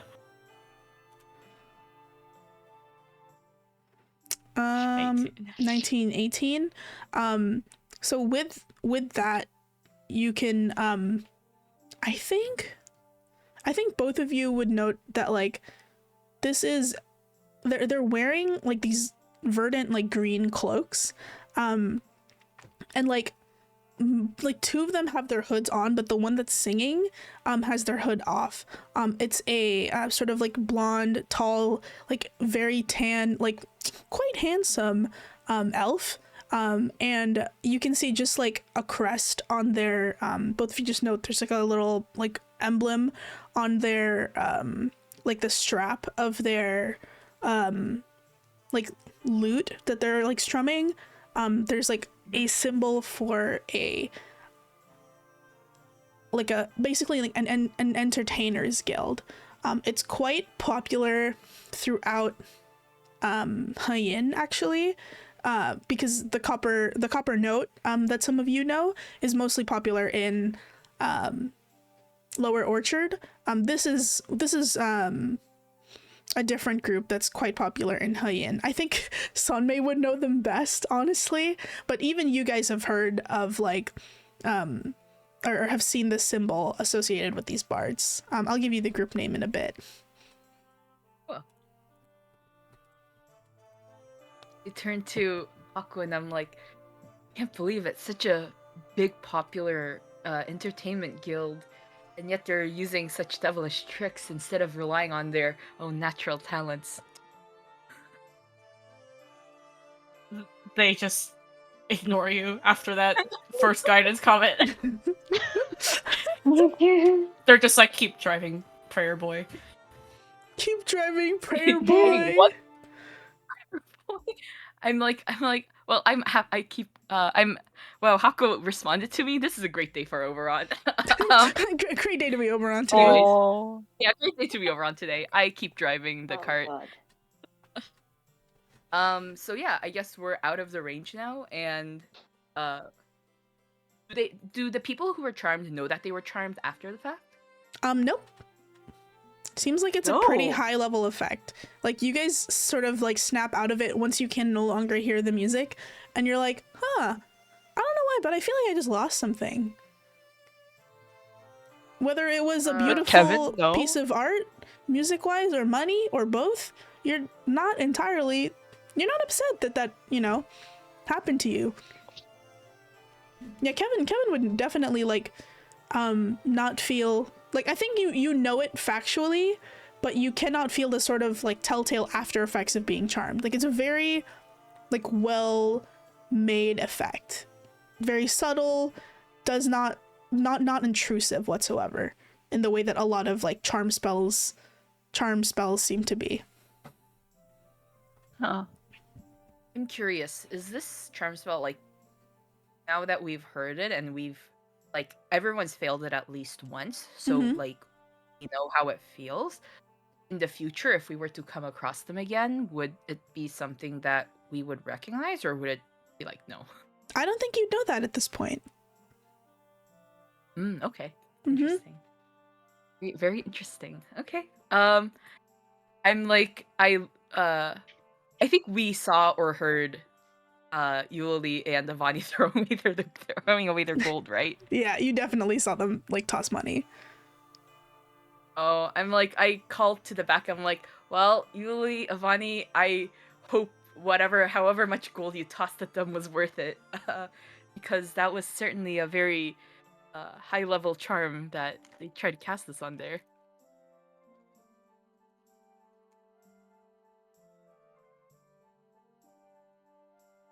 I guess Avani will count how much she threw because she wouldn't remember, right? Oh yeah, Amani, you would realize you're missing 9 gold. Oh well, you know, what's past is past. It was a good song. It's a great song. Exceptional music, you must say. Better than anything these two chumps have ever played, that's for sure. Whoa. Oh, yeah. I feel like 0 seconds is less incident from DM to us, specifically the cards. Yeah, that was unprovoked. Whoa, whoa. Whoa. Truly unprovoked from the DM. What? No, this is just facts. This is what the dice dictate. I don't make anything up. It's all up to fate, baby. Oh. Oh, do you wanna keep driving, Baron? I can take the rain back if you want. I mean, if you want, sure. Okay. Who's driving? Yes. I think I'm still at the front, but I guess Kevin offered, so I'm like, Oberon's like, okay, and gives the reins back to Kevin. Okay. Driver. Avani can go help navigate. Okay, Avani, please give me a survival check for navigation. I will guidance myself just in case. Mm-hmm. Never hurts, right? Never hurts. Never hurts. Unless you're Oberon. Yep. Yeah, Okay. I knew that was. Oh my gosh. See, I knew I was gonna need that.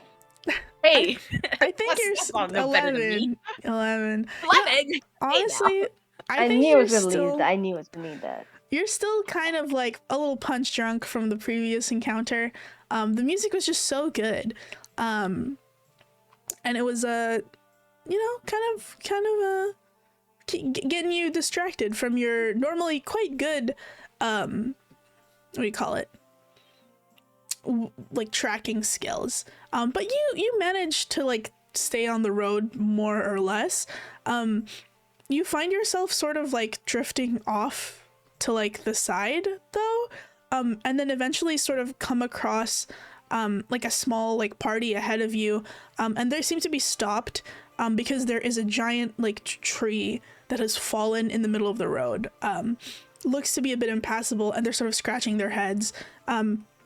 They're dressed quite fine clothes, like very fancy actually, but their cart is also stopped. Their small caravan has like parked on the side of the road, and like two of them, one of the like an orc and a tiefling are arguing off to the side, while like one of the halfling is sort of like sitting on the rocks, like with their head in their hands eating a snack, and they sort of look up to see you. The tiefling like looks up and it's just like, more sad suckers stuck on the road with us. The trees fallen, roads blocked. Oh. Okay. Can actually she has enlarge or reduce. Can she like make the tree smaller? Oh yeah, go ahead Nice. if you want to. I mean, since it's fallen, right? She can just make the tree smaller and move it out of the way. Yeah, go ahead, give it a go. Go ahead and cast enlarge reduce. Yeah. I mean, what it's. I mean, the tree makes a con save. What? I think it just auto fails because it's a tree. It's a tree. Yeah, so it just gets smaller. Yeah, so the tree like She's shrinks. Like, oh, I think.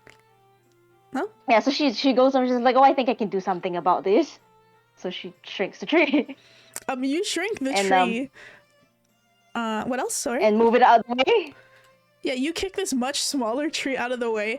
The orc and the elf sort of like stop the orc and the tiefling like stop mid sentence, and then they look at the tree, and then they look at you, and they're like, "Oh, are you the forest ranger they sent to come clear the way? It took you long enough. We've been here for like 30 minutes." And then the orc goes to like smack the tiefling on the back of the head and goes like, "Be grateful that they came at all. That the road's been very like essentially unpassable in some ways due to so many people trying to get to the tabernacle, and they start arguing again, like not even waiting for you to answer. Arani will shrug since they're busy and be like, yeah, okay, and we can move on now. So I guess we can move on since they're busy arguing. The halfling sort of like waves you guys over, and is like, "Hey, thanks for shrinking the tree. You don't look like, well," looks at the rest of you, looks at Avani. "Most of you don't really look like the forest rangers, so I guess we'll stay here to let them know that the okay, great, just making sure. I mean, you kind of look like a little bit, but you don't have the don't have the uniform, so I assumed it wasn't you. But hey, thanks for that tree business." You're welcome. Aye. Okay, well. I mean, it was in our way too, so. Yeah, I bet. All right, well, we'll probably catch up when these two idiots are done with their foreplay, so I'll see you later. Safe travels. And he sort of like tips his hat and like tosses like a potato at one of you guys. Here's a snack for the road if you want. Potato. Thanks. The potato, it's like wrapped in some parchment paper, and you can see that there's like a little wax seal like keeping it closed. There's a little like image of a like curly haired halfling like giving a thumbs up, and you can like just barely make out who here can read halfling. I think one of you can. I can. Hako can. Hako, if you're looking at the potato, just in like tiny halfling letters, it says Borges's taters #1, and that's it. Borges's taters #1. Oh my god.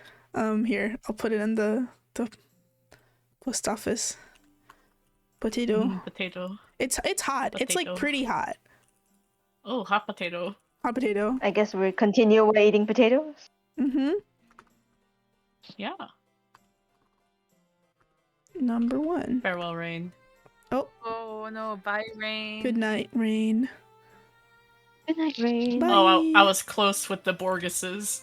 Oh yeah, close. Close I was enough. close spelling. Taters. Yeah, it's Borges's potatoes. It's misspelled in halfling. #1. Nice. Help. And then you guys can sort of make your way on to the rest of your travels. I think we'll do one more before we get to long rest incidents. Yeah? Yeah. Yeah, go ahead and roll me who's driving now? I think you're still same people driving. It's like been a Still couple Kevin? hours Yeah. now if you guys want to switch. I can take over since it's been a couple of hours. Okay, I will help then, like whoever's navigating, if that's possible. Okay. So whoever wants to Avani can continue navigating. Okay. Roll me your what is it? Survival check, please. Okay, is Kevin helping? Is that the plan? Yar. Okay. So I roll twice, right? I will guidance myself anyway.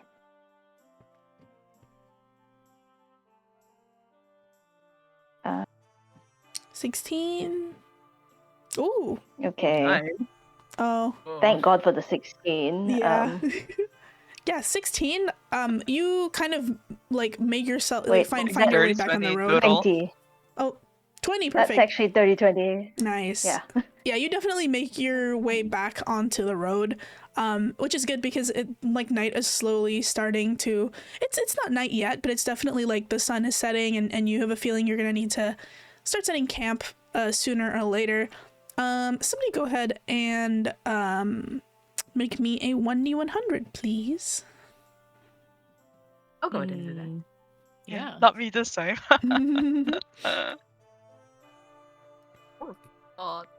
23. Wow. 23. What's 23? Where's my 23? Our age gone past. Um,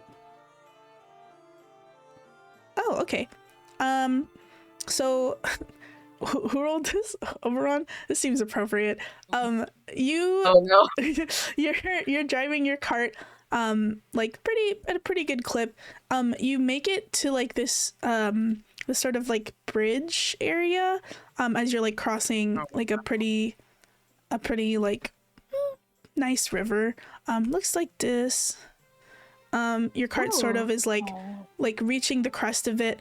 And like as you come to like the crest of it, you see there's like 3 figures right at the like peak of the bridge, and they seem to be like kneeling down in one knee, like facing off into the like northern direction, and they seem to be like quietly having a prayer. Oh. Kneeling, facing north.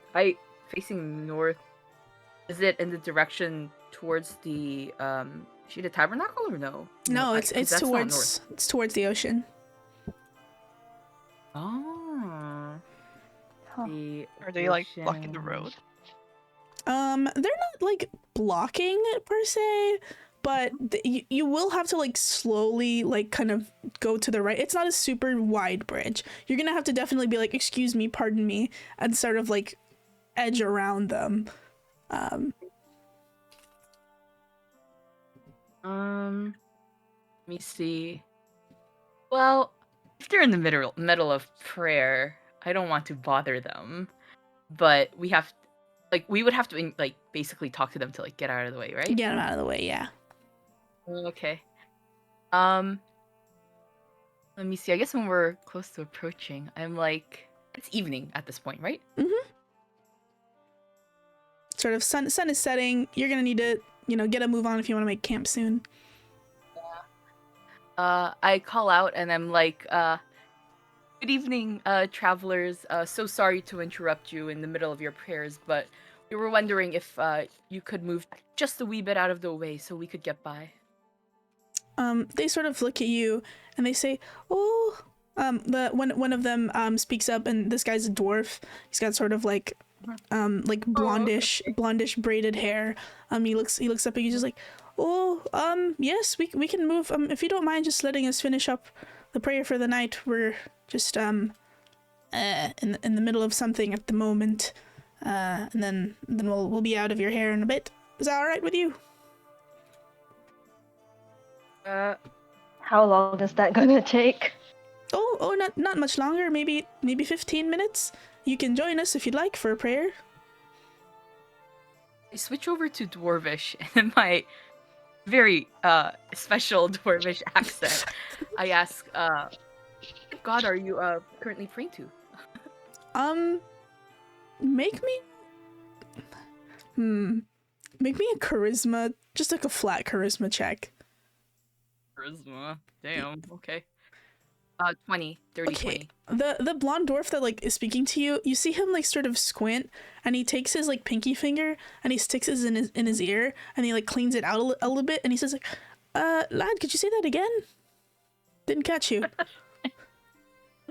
I repeat it. I repeat what I said. Basically. In dwarvish, right? Yeah, and I'm like, and also I add on. Oh, pardon me. What is it? The Dwarvish I learned is from more of a secluded sect in Asbria. Yeah, no. I thought I heard you, but I wasn't sure because it did sound like you were talking to me with a potato in your mouth. But that's all right. No, we're he's responding to you in Dwarvish, by the way. He's like, yeah, we're just we're acolytes of the Violet Comet, and we're finishing up the nightly prayer. It's for, you've heard of you've heard of the Violet Comet, right? It's a Seventide. We're disciples of his, and just gonna he told us to finish up some ritual in this area, and so we're just finishing that up, as one does. Wait, do I know them? The Violet Comet? You all can make me a either religion or history check. I will say, actually, none of you are from Yeah, you can make me a religion or history check. That's fine. Oh, I got dirty 20. Dirty 20. Wow. 30-20. Is this Oh. religion check? Oh. Would it be with advantage or no? Because I naturally have it. Maybe Yes. Arcana. If you do religion, then yes. Oh, You guys are 20, 20, 20. 30-20. 30-20. Whoa. What happened to Yumi? Disconnect maybe. Yumi, bye-bye. Wow, that's so funny. All the Asbians are like, I know what this is. Oh god. Are we supposed to know or no? Haku, are you rolling? Nah. Or we'll find out if it's all the Asbrians. Oh my god! What? That's so funny. Oh my god. Why the hell would- 23! It's Holy! so funny, because like, What? there's no reason you three would know it specifically. That is so funny. It's really funny. Apparently it's a common Asbian knowledge. Oh my god, I don't know why it would be. It's really not. I was tempted to give you disadvantage because I'm like, I don't know if you guys would know. Okay, I guess you know it. Yeah, let's start with Oberon, who rolled a religion check. So the word the violet comet is something that you've heard just once before. It was actually while you were like you went to, where was it? Sunset under Basalt to like talk to those dwarves, right? Like near Emerkond and stuff. Like the dwarves in the sort of western mountains of Asbria. The silver comet, not the violet comet is like, it's less of a person and more of a title. There is a church called the Violet Door, and it's a church to 3 beats, and they are a like pretty prominent 3 beats sect, especially amongst dwarves. The sort of tenet of this religion is that like dwarves need a like guidance when they are above ground, and like praying to the Violet Door is like you're passing from like the violet underground of a mountain's like shade into like the open wide world, and so you pray to the Violet Door and to 3 beats for like, as a dwarf, as an underground being, being able to like navigate outside and like travel outside safely. And so this is like a religion, like a sect specifically for dwarves who are traveling like above ground, who do a lot of like non-underground business. Yeah, and it's half religion and half like not a cult, but like a trade group, like just like an association. It's like an organization. Welcome back, Yumi. Welcome back. Hi. Oh no. Okay, yeah.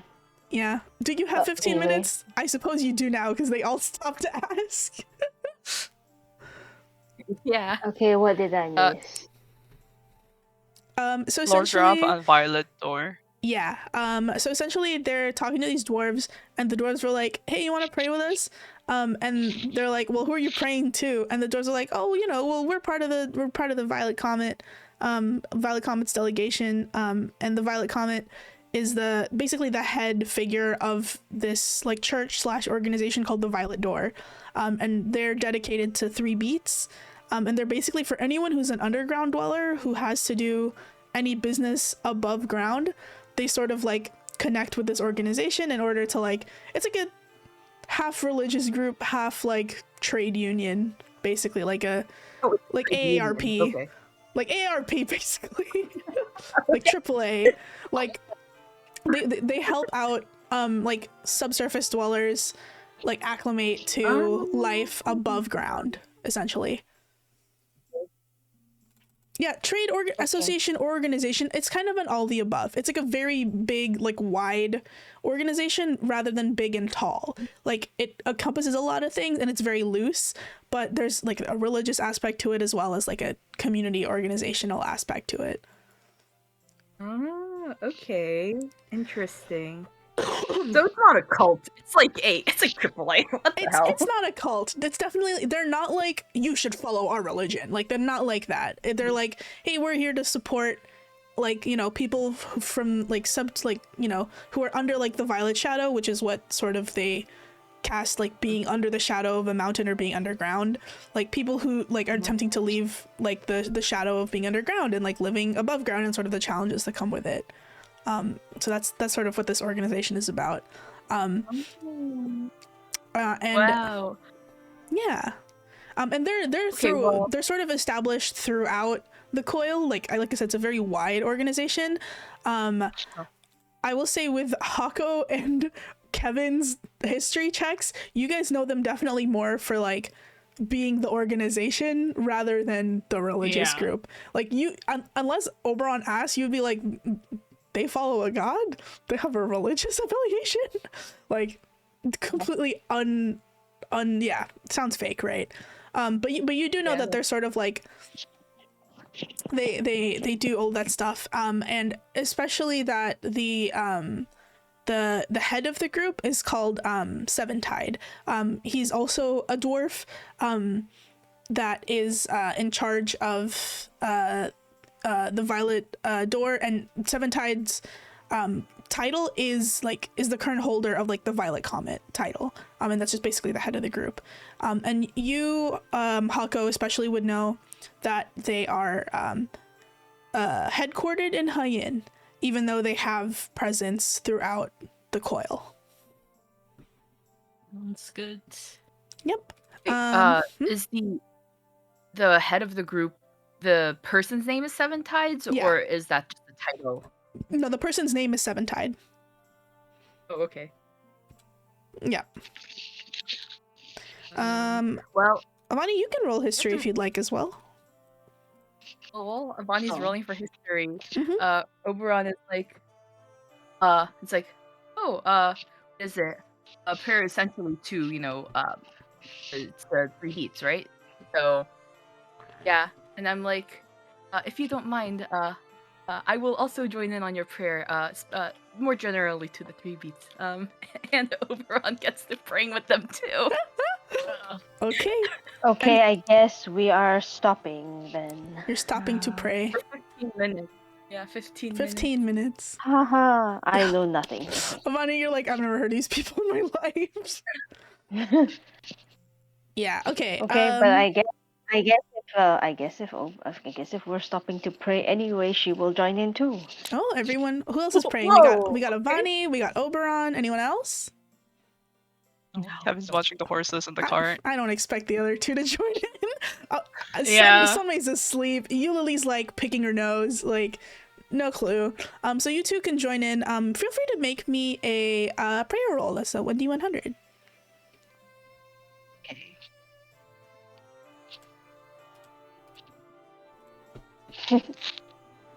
74. Oh, can't be worse than mine. 96. Oh, 96. Let me see. Let's see. Oh, I got a new thing that I wanna use for this. Hehe. What the hell? I'm scared. 74. 96. Oh, okay. So 74. Oberon, I will just say for Avani first, you kind of like you say a prayer like very respectfully as you would. You can hear like the river underneath you sort of rushing past, and you just feel like sort of a breeze like rush past you just for a moment, and then you're like, oh, that was nice, and you don't really feel anything particularly from that. But Oberon, you with a 74, you hear like sort of wind chimes in the air, as like that same breeze that like rushed past Avani rushes past you, and you feel pretty good. You feel pretty good. you get a sort of, you feel like divinely inspired, religiously inspired, just from the piety of like other people, as well as, you know, your own self-generated. And you can get a 1d4 on your next roll if you'd like. It's a little divine just any roll? inspiration. Very Yep, cool. any roll. Very cool. And then Thank you. sort of at the end of their prayers, the dwarves will sort of like stand up.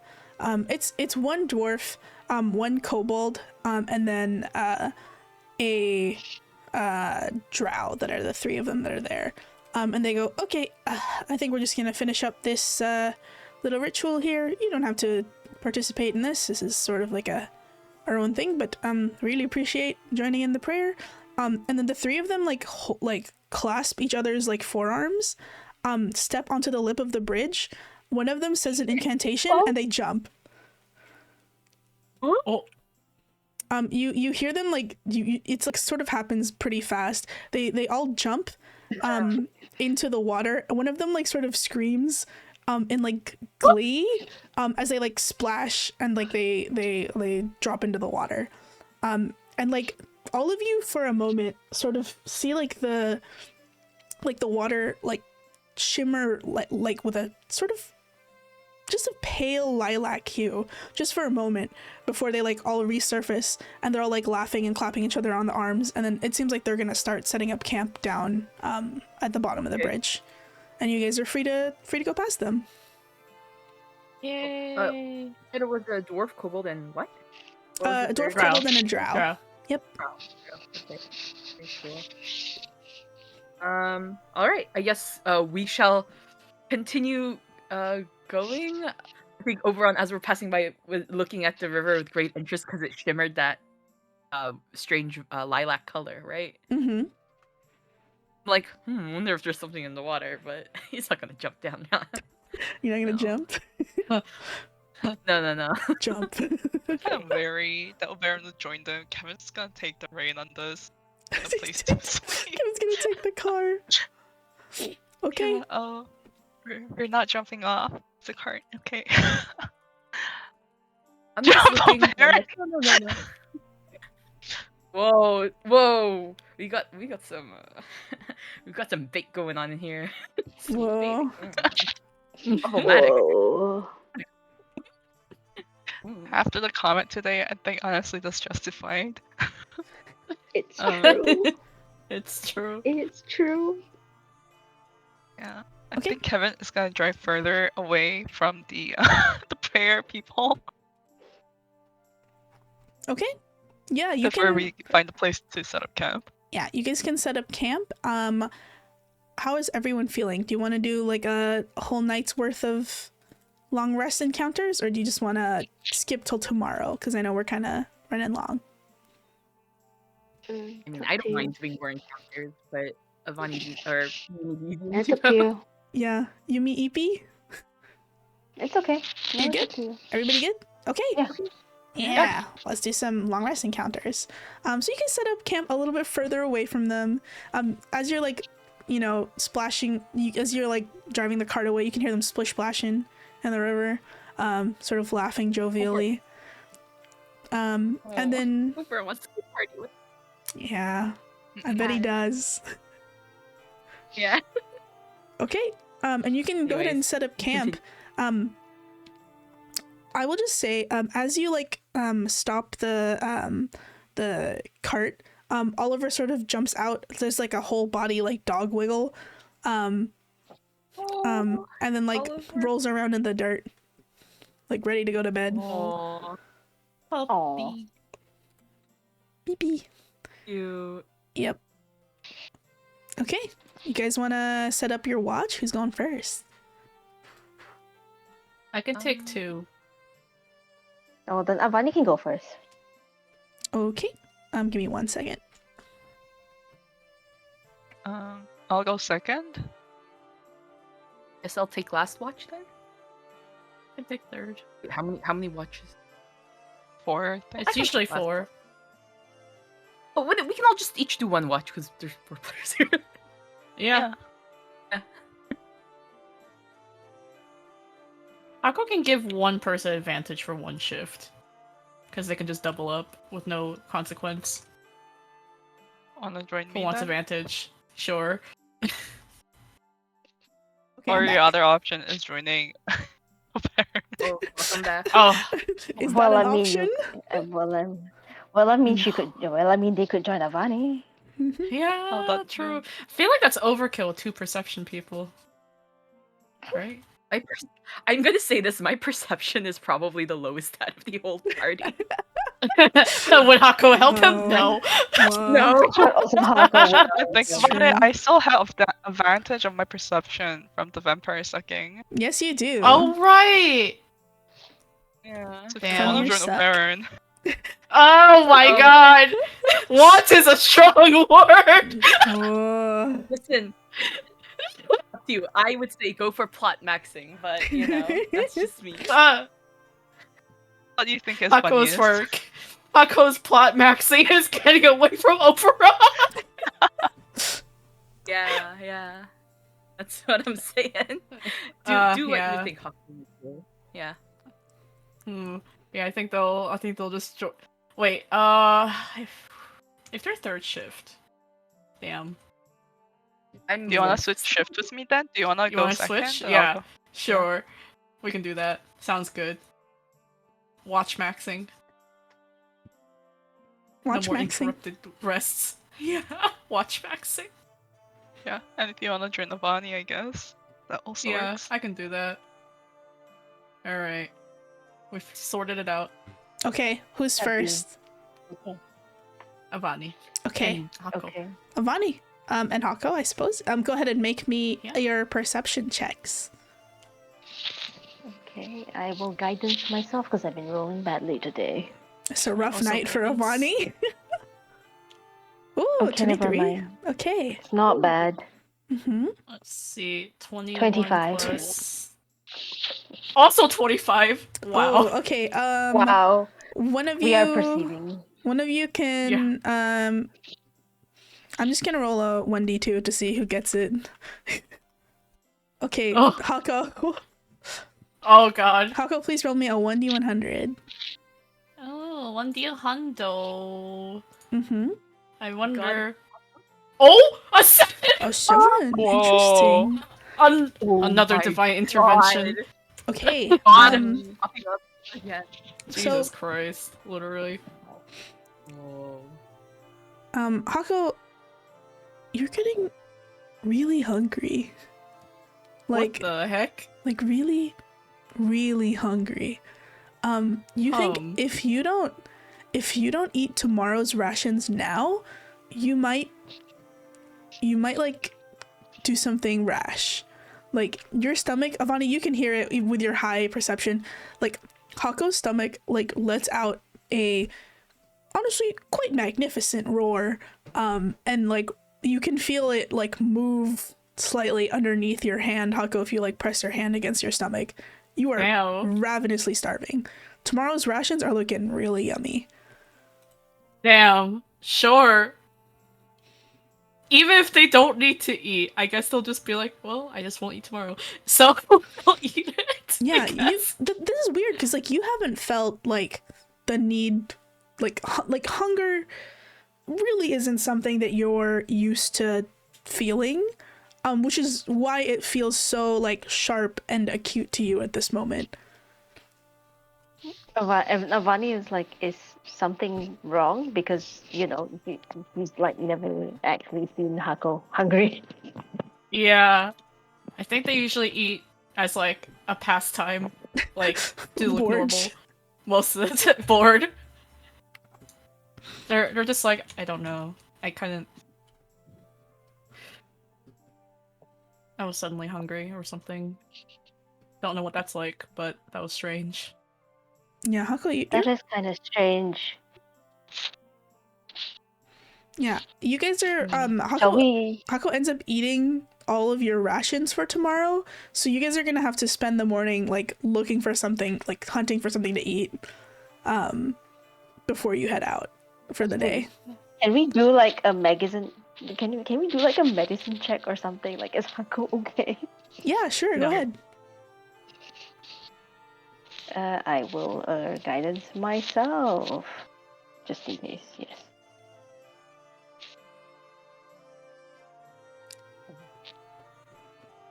Uh, 23. 23. Yeah, you do a medicine check on Hako. They're like, they look mostly fine to you. But like you can hear, like, as you're like checking their like stomach area, like you can hear there's like a low growl coming out of it, like sort of like a low constant growl. And you can even check, like, if Hako, like, you pull up your shirt so Vani can check, like you can see like your stomach is like undulating a little bit. Whoa, weird. From the like rumbling, like sort of like how you have like a muscle spasm. You're real hungry. Whoa, that's strange. Yeah, but Really it doesn't hurt particularly, and it does stop like when you feed it, especially once you end up finishing everybody's rations for the rest of the journey. But yeah, after you sort of sate it, you can still feel the like hunger in the back of your like head. Like you can think about it. If you like concentrate on something else, you can kind of ignore it, but it's definitely still there. Oh no, Hako, you eat your rations, you eat Avani's, you eat Kevin's, you eat everybody's rations tonight. All 3 days of my rations? You eat all 3 days of your rations and everybody else's. Wow. Like you are That's hungry. crazy. Yeah, Arcana Why are check. you eating other people's rations? Wait, Who needs an I don't know if Arcana they would. check? I don't know if they would reach into other people's, but they eat their own. I misunderstood. My bad. But Oh, I think They will what eat I'm their meaning own. to say is like you'll eat your own, but like to the point that once you finish your own, you feel like you need to eat more. And so you like can't stop yourself from like asking Avani for her rations, and then like impulsively you're like, I think like Lily Damn. doesn't need to eat, right? Like Lily's a bug. oh wow. Wow. So you go eat Lily's rations. Like you're tearing through basically the party rations. Holy shit. Oh my god. Uh-oh, I'm possessed, I think. With magical tapeworm. Magical tapeworm. Magical tapeworm. Wow, we get 2 pets. Direwolf and The magical tapeworm. Do we need an Arcana check? I don't know if an Arcana check. You can try. Go ahead. Actually, yes. Huh? Oh, I mean, it's worth a shot. I'll guidance myself again. Go ahead. I think you can. It will just be a little high. And then your guidance? 18. 18, perfect. So you're like asking Hako, like, what did you eat? Hako, you had a panini, didn't you? Yeah. Avani, you're looking at like, what did you eat yesterday? You look at the panini pal. You didn't maybe notice it because I think maybe you were asleep when they were making the paninis or something. But like, there's something like wrong with the panini pal. Like it got bumped or scratched or something. But like, you see there, it seems like there's like a scratch in the like the runes that sort of make up the magic of the panini pal, which are like scribed into the underside of the actual like carriage of the panini. And you're not sure exactly like what the runes do to make the magic happen, but like you have a feeling that something is wrong with like the magic that's being imbued into the sandwiches right now, and might have caused this side effect in Hako. Might need to get this thing fixed. Okay. Yeah. So Avani will tell Hako that I think something's wrong with this. You see the scratch here? I think it's changed the runes. I see. Uh-oh. Maybe we should stop using it for now. Probably for the best. Okay. So Hako, like I said, your hunger for now, after you finished wolfing down everybody's rations for the day, and the next 3 days, it's sated, but still extant. And now it's like sort of like a nagging feeling in the back of your like subconscious that like, I'm hungry.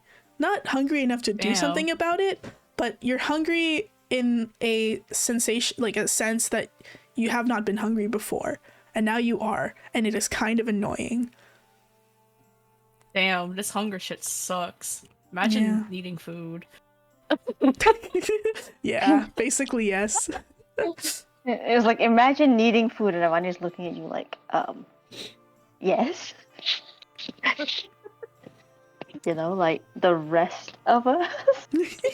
And they just look at you like, no, No. no, not really. Okay, who's up next for watch?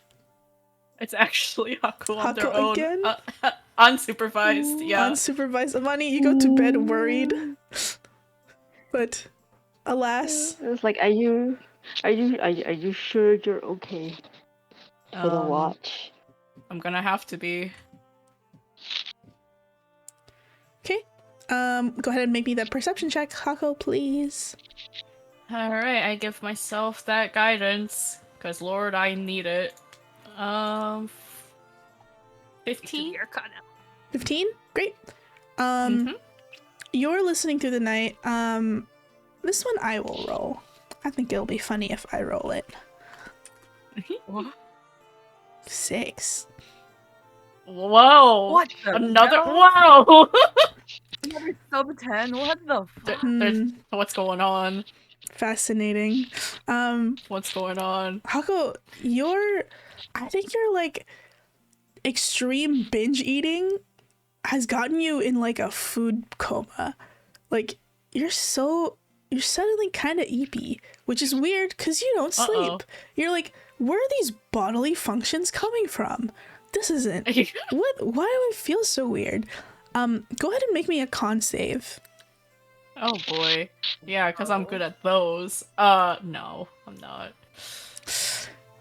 Oh, Hako, Is it a disease or poison? No, I think you're just sleepy. Okay. I think for the first time Wow. in literal, I guess, weeks, you're so sleepy. Hako, you find yourself nodding off, and you fall asleep during your watch. Damn. I'm gonna roll this to see what happens. So while you're asleep, who is next on watch? Kevin is. Kevin, roll me a 1d100. 1d. Sorry, roll me your Constitution saving throw.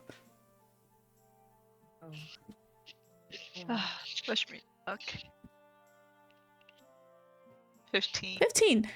You somehow like wake up naturally, just in time to see like, something like fall from the sky and like plonk itself like directly on your forehead. Like it just hits you like boop. It hurts a little bit. You take 2 points of piercing damage. Ow. You look at the thing that hit you. At first you think it's a rock. Instead it's like a sort of like reddish gemstone. Just fell from the sky. Interesting.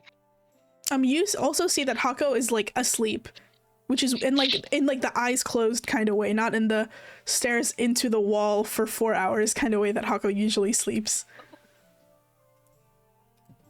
Like, Kevin is really surprised to find us and like gently shakes Hako and like, are you feeling okay? Are you ill? Do they wake up? Yeah, Hako, you wake up after being shaken awake. First of all, they open their eyes, which is weird. Are you okay, Hako? They're like, I don't think so. No. Can I What like happened? do a medicine check or something? Or You want to make a what? a medicine check or like Yeah, of course. just to check if everything is okay. Sorry, I was just I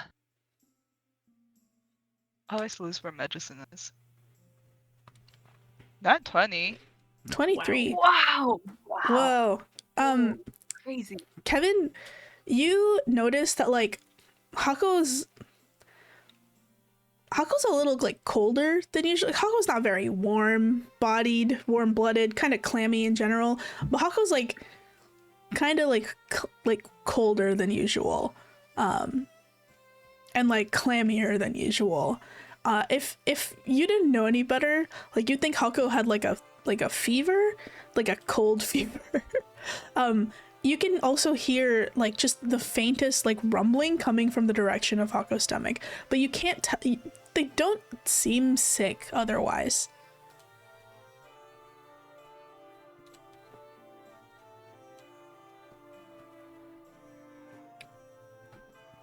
It sounds like you are coming down with something.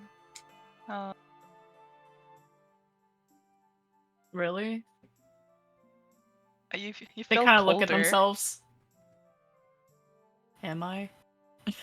Yeah.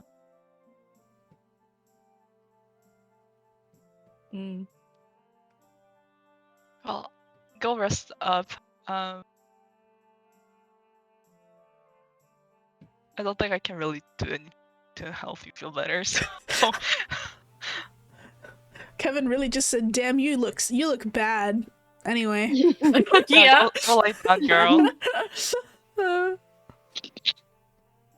They're like, yeah. Hako, you find yourself like being able to go back to sleep, which is weird. And like by sleep, I mean sleep, not just Hako sleep. Mysterious. Very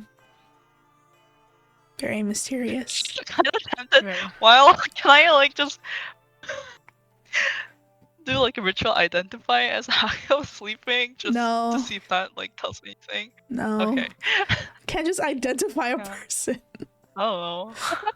I'm just to see if they're affected by magic. No.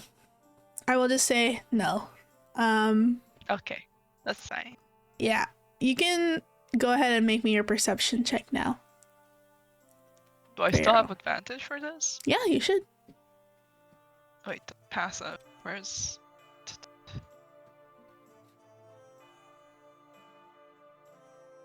Wow. 20 and 29. 19. Crazy. Yeah. Crazy. The first thing that happens is that you see Olive like sort of trundles up and like sits next to you, like trying to get warm. But it looks like he's like trying to keep watch with you. Oh. Go ahead and roll me a 2 1d100s.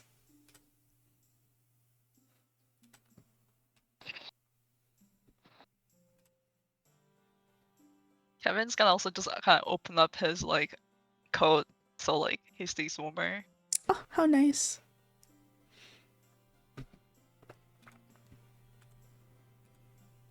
$93. Whoa. Yeah, but you said 2d100, right? Yep, and then one more. Oh, that's adding them up? Yeah. Okay. So 38 and 55. 38 and 55.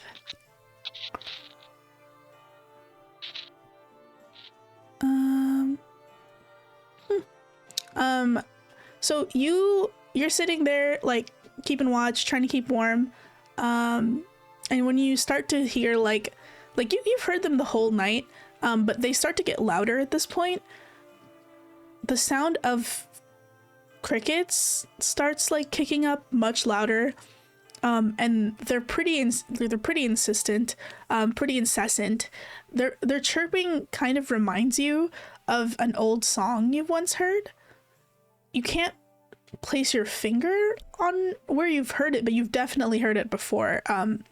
It's like an old folk song, probably.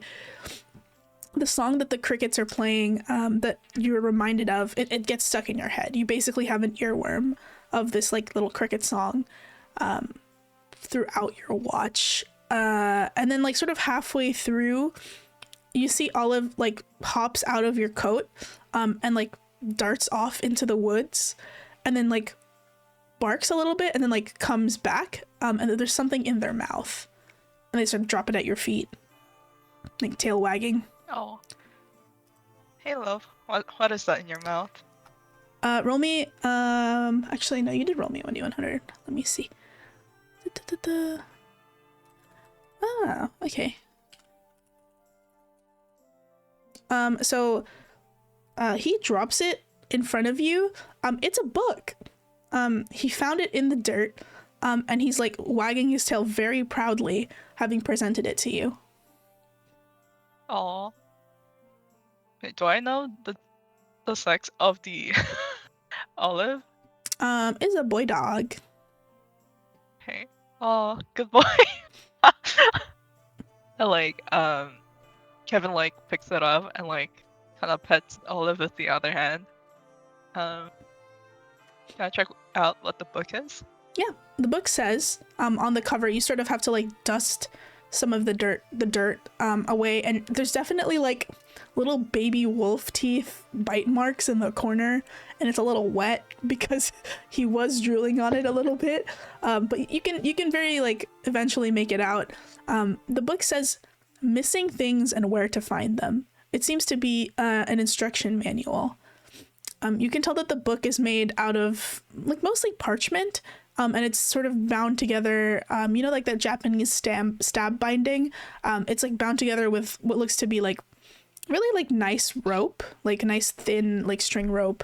The rope itself has some red thread woven into it, so you can sort of like see it a little better. Okay. Can I just like flip through it? Yeah. To see. Make me maybe a quick investigation roll, or perception I think is also fine. This perception, because I think I still have advantage on it. I think so, yeah. That's crazy. That's like fucking nuts for me. Nat 20s in a wow. Okay. Wow, this is great. So Kevin, you're looking through this book, missing things and where to find them. Like you're reading by the firelight. Olive is sort of like jumped back into your coat after having found you something to do. He's just like, I did great, and he falls asleep. And like as you can feel the dog sort of like sleeping in your coat, you're realizing this is a book that's sort of like an instruction manual. It's written in common, and it's like a guide to finding missing things.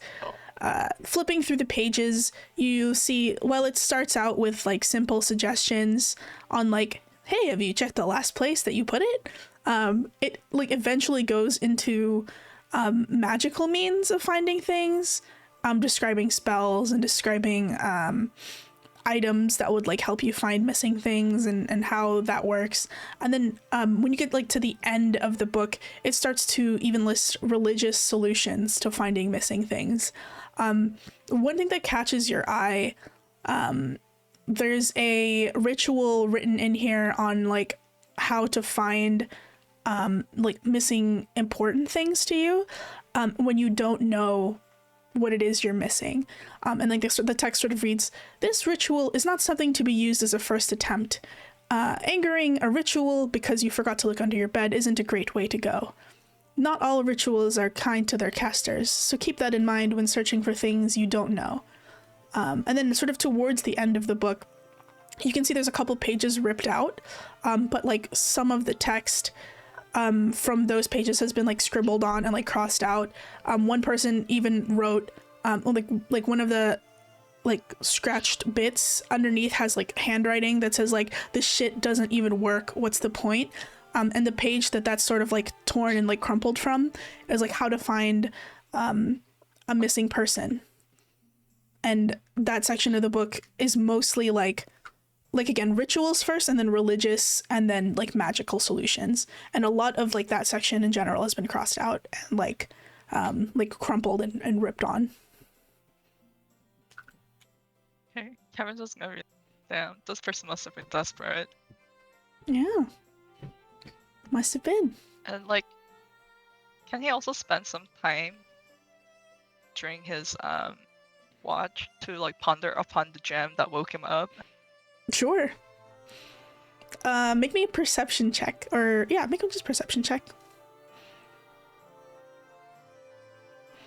Another 20 for Kevin. Come on. Okay, I was gonna say another Holy 20. cow. Another one. Oh. No. 14.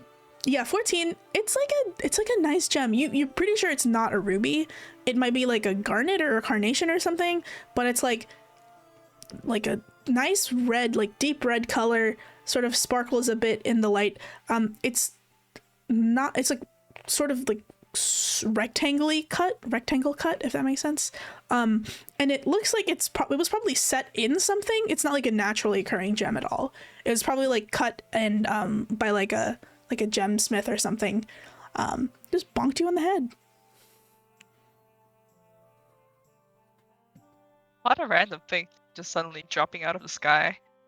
Yeah. Do you look up? Yeah. Yeah, you can see there's a couple clouds in the sky. I'm gonna use your 14 perception now. As you look up, you see like the stars are twinkling.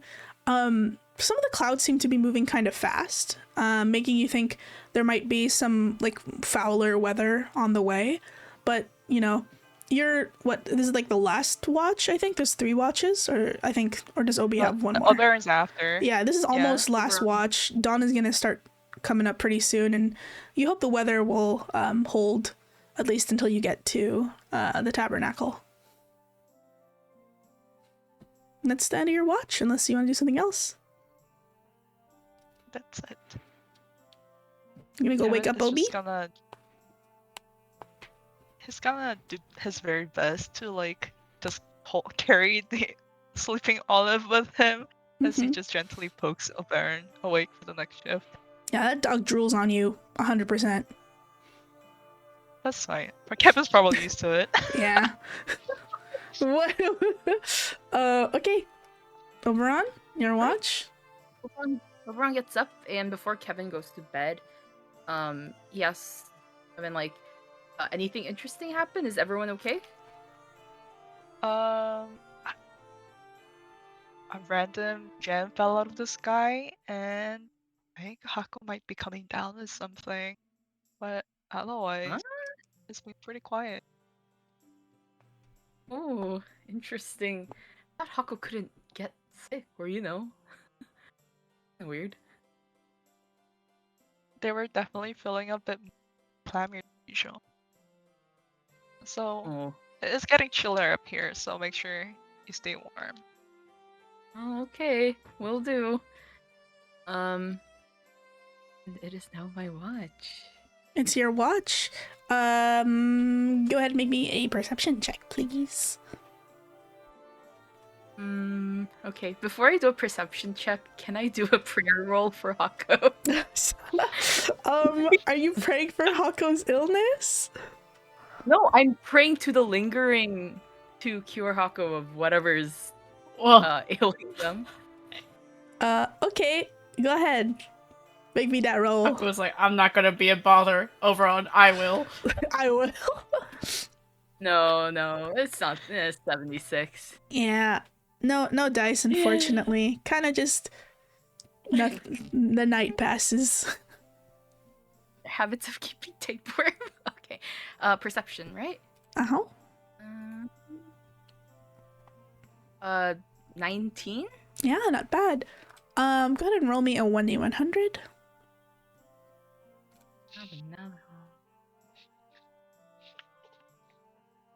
54. 54.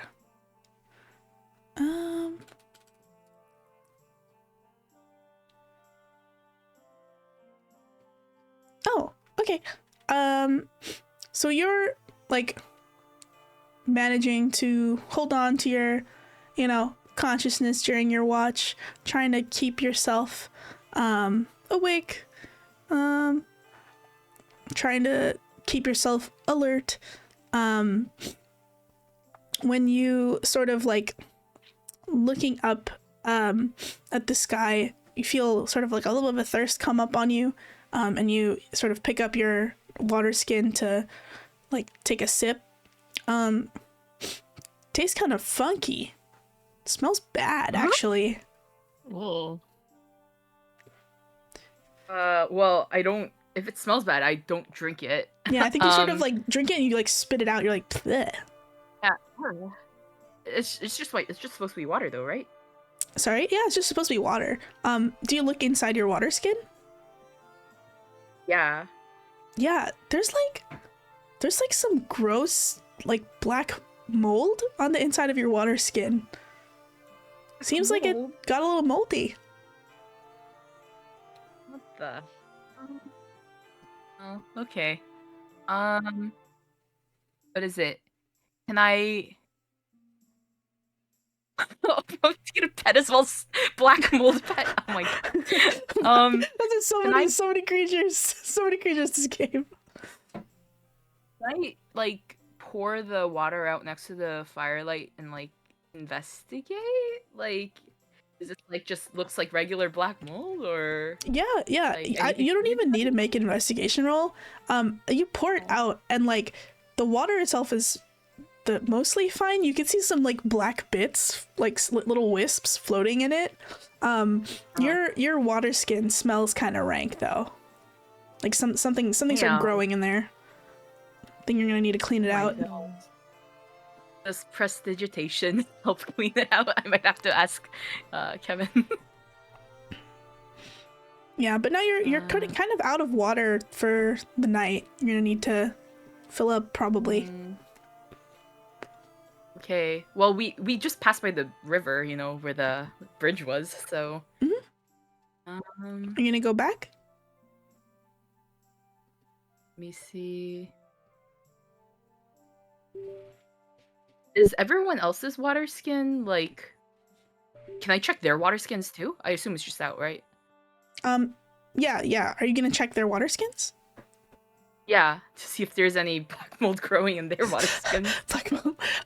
Yeah, you can check. It seems like only yours actually. What the? Okay. Well, I assume people's water skins are kind of like half full, kind of partially full at this point because people have been drinking it. Hako's is completely empty. Oh, well, I'm like, oh, that's interesting. Why would somebody drink Hako's water skin? But okay. I guess I'll just grab everybody's. Who's drinking Hako's water skin? Hako doesn't. That's true, Hako. You do know that Hako doesn't drink or eat water. That's so funny. Yeah. The only person who would notice and question is fucking Oberon. Oh my god. Yeah. This. Oh my god. Yeah. I guess Oberon will just grab. What is it? He'll leave his water skin. So Evan can prestidigitate it later, and he'll grab everybody's water skin and be like, oh, I'll just fill everybody's water skin for the day. Yeah. You gonna go back to that river? Yeah, I guess so. You're gonna have to go Hako down. Oh yeah. Okay. No, go ahead. I was gonna say you're gonna have to go down like sort of like the hill, right? Because the bridge goes like up and over the river, so it's a little bit of a way down. You can give me a acrobatics check to see how well you can sort of like traverse the like steep incline.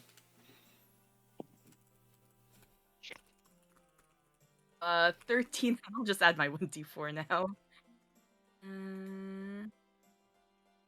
So 17. No, wait, 16. 16 total. Yeah, you make it down pretty easily. You sort of like very lightly hop over the rocks and make it to the burbling stream.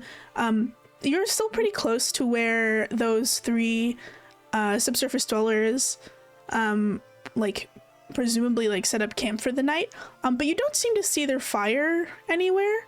Or you don't see any like anybody on watch there either. But you are by the river. Okay. Can I do, I don't know, investigation or perception just in the general area to see if there's anything like, I don't know, dangerous? Just to be cautious.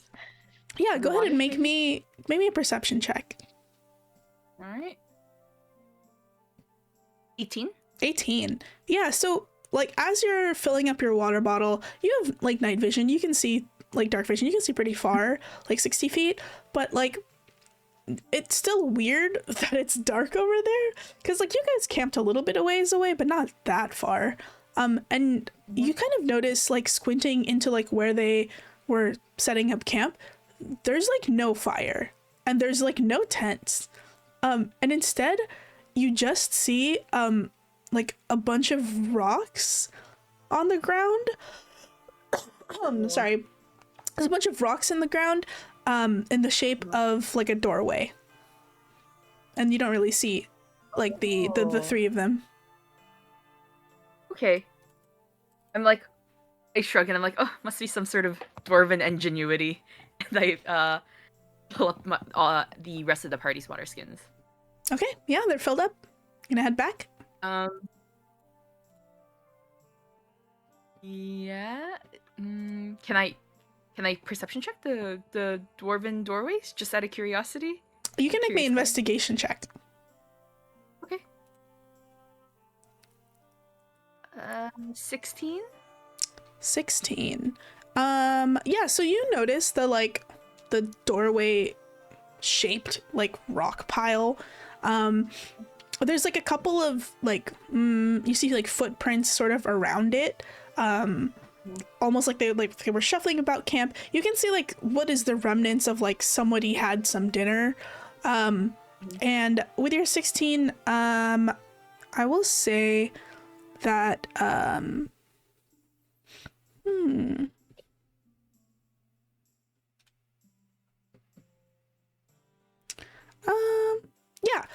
you find something sort of like left in like you find someone's pack that was left behind. Seems like they just sort of dropped it in their way. There doesn't seem to be any other sort of signs of a struggle, but you do see a pack. There's maybe like 2 or 3 silver in there. There's a couple of like sticks of incense, a candle, essentially what you would find in a like a cleric's pack. And you also find another book. A book. Can I flip through the book real quick? Yeah. You flip through the book. It is in what languages do you speak again? Celestial, Common, Dwarvish, Thieves' Cant, and Undercommon. It's in Undercommon. The book is in Undercommon. It is a like very yellowed book with an overly stiff leather cover. Sort of looks like it's been repaired at some point because the pages are like covered in scuff marks. It's got kind of like cheap like binding on the outside. And the cover of it says spiritual exercises. Flipping through the book, you can tell that this is like some sort of guide to spiritual practices to bring someone closer to their like deity, right? But less of like a published book. You can tell it's sort of like handwritten, and it seems to be like someone's diary detailing their attempts to make these practices work. One of the like passages that you sort of catch as you're flipping through the book says, breathing. I am taking deep breaths. I'm committing to the exhale, and I'm breathing. I can feel the air. I can feel it inside of me, exiting me. I can hear the whispers of their chimes behind me and coming closer. And yet I am too far. They are too obscured for me to hear. Interesting. Anything else interesting? Not that you can tell. No, that seems to be the only thing that you find in this camp. Okay. I'm like, huh. And chimes. Well, I feel like I hear that quite often. I kind of shrug. And does the pack look like it was maybe like intentionally part of like one of the 3 peoples, or does it look like it's further away and it doesn't look like it's like owned by the 3 people? It looks like it's Violet. It looks like it's owned by one of them actually. It's in the vicinity of the camp for sure. Then I'll just take the whole pack in the book and I'll kind of like leave it propped up next to one of the stone doors, so they can find it when they open it up. Okay. And then, yeah, it is a 3 beats thing, wind chimes. So, and then I head back with my water skin. All right. Well, for the whole team, yeah. Head back with your waters for everybody except yourself. 'Cause you gotta go wash out your bottle. Stinky bottle. And that is sort of it that happens for the night. The rest of your watch passes like pretty uneventfully. The sun's starting to come up, and unless there's anything else you guys want to do, I think we'll end it there. And in the morning, you'll probably be able to reach Tabernacle in like an hour or two. Yay! Oh. Yay! Yippee! Sounds good. Yippee! Let me see. I think won't we have to go hunting or something? Yeah, you guys need to. Don't in the worry, morning, guys. Some of you need to find food because I have a spell. I have a spell. It's called create food and water. Oh, you're gonna need that. You're gonna need that for yourself and for everybody else. Because when you wake up in the morning, Hako, you're so hungry.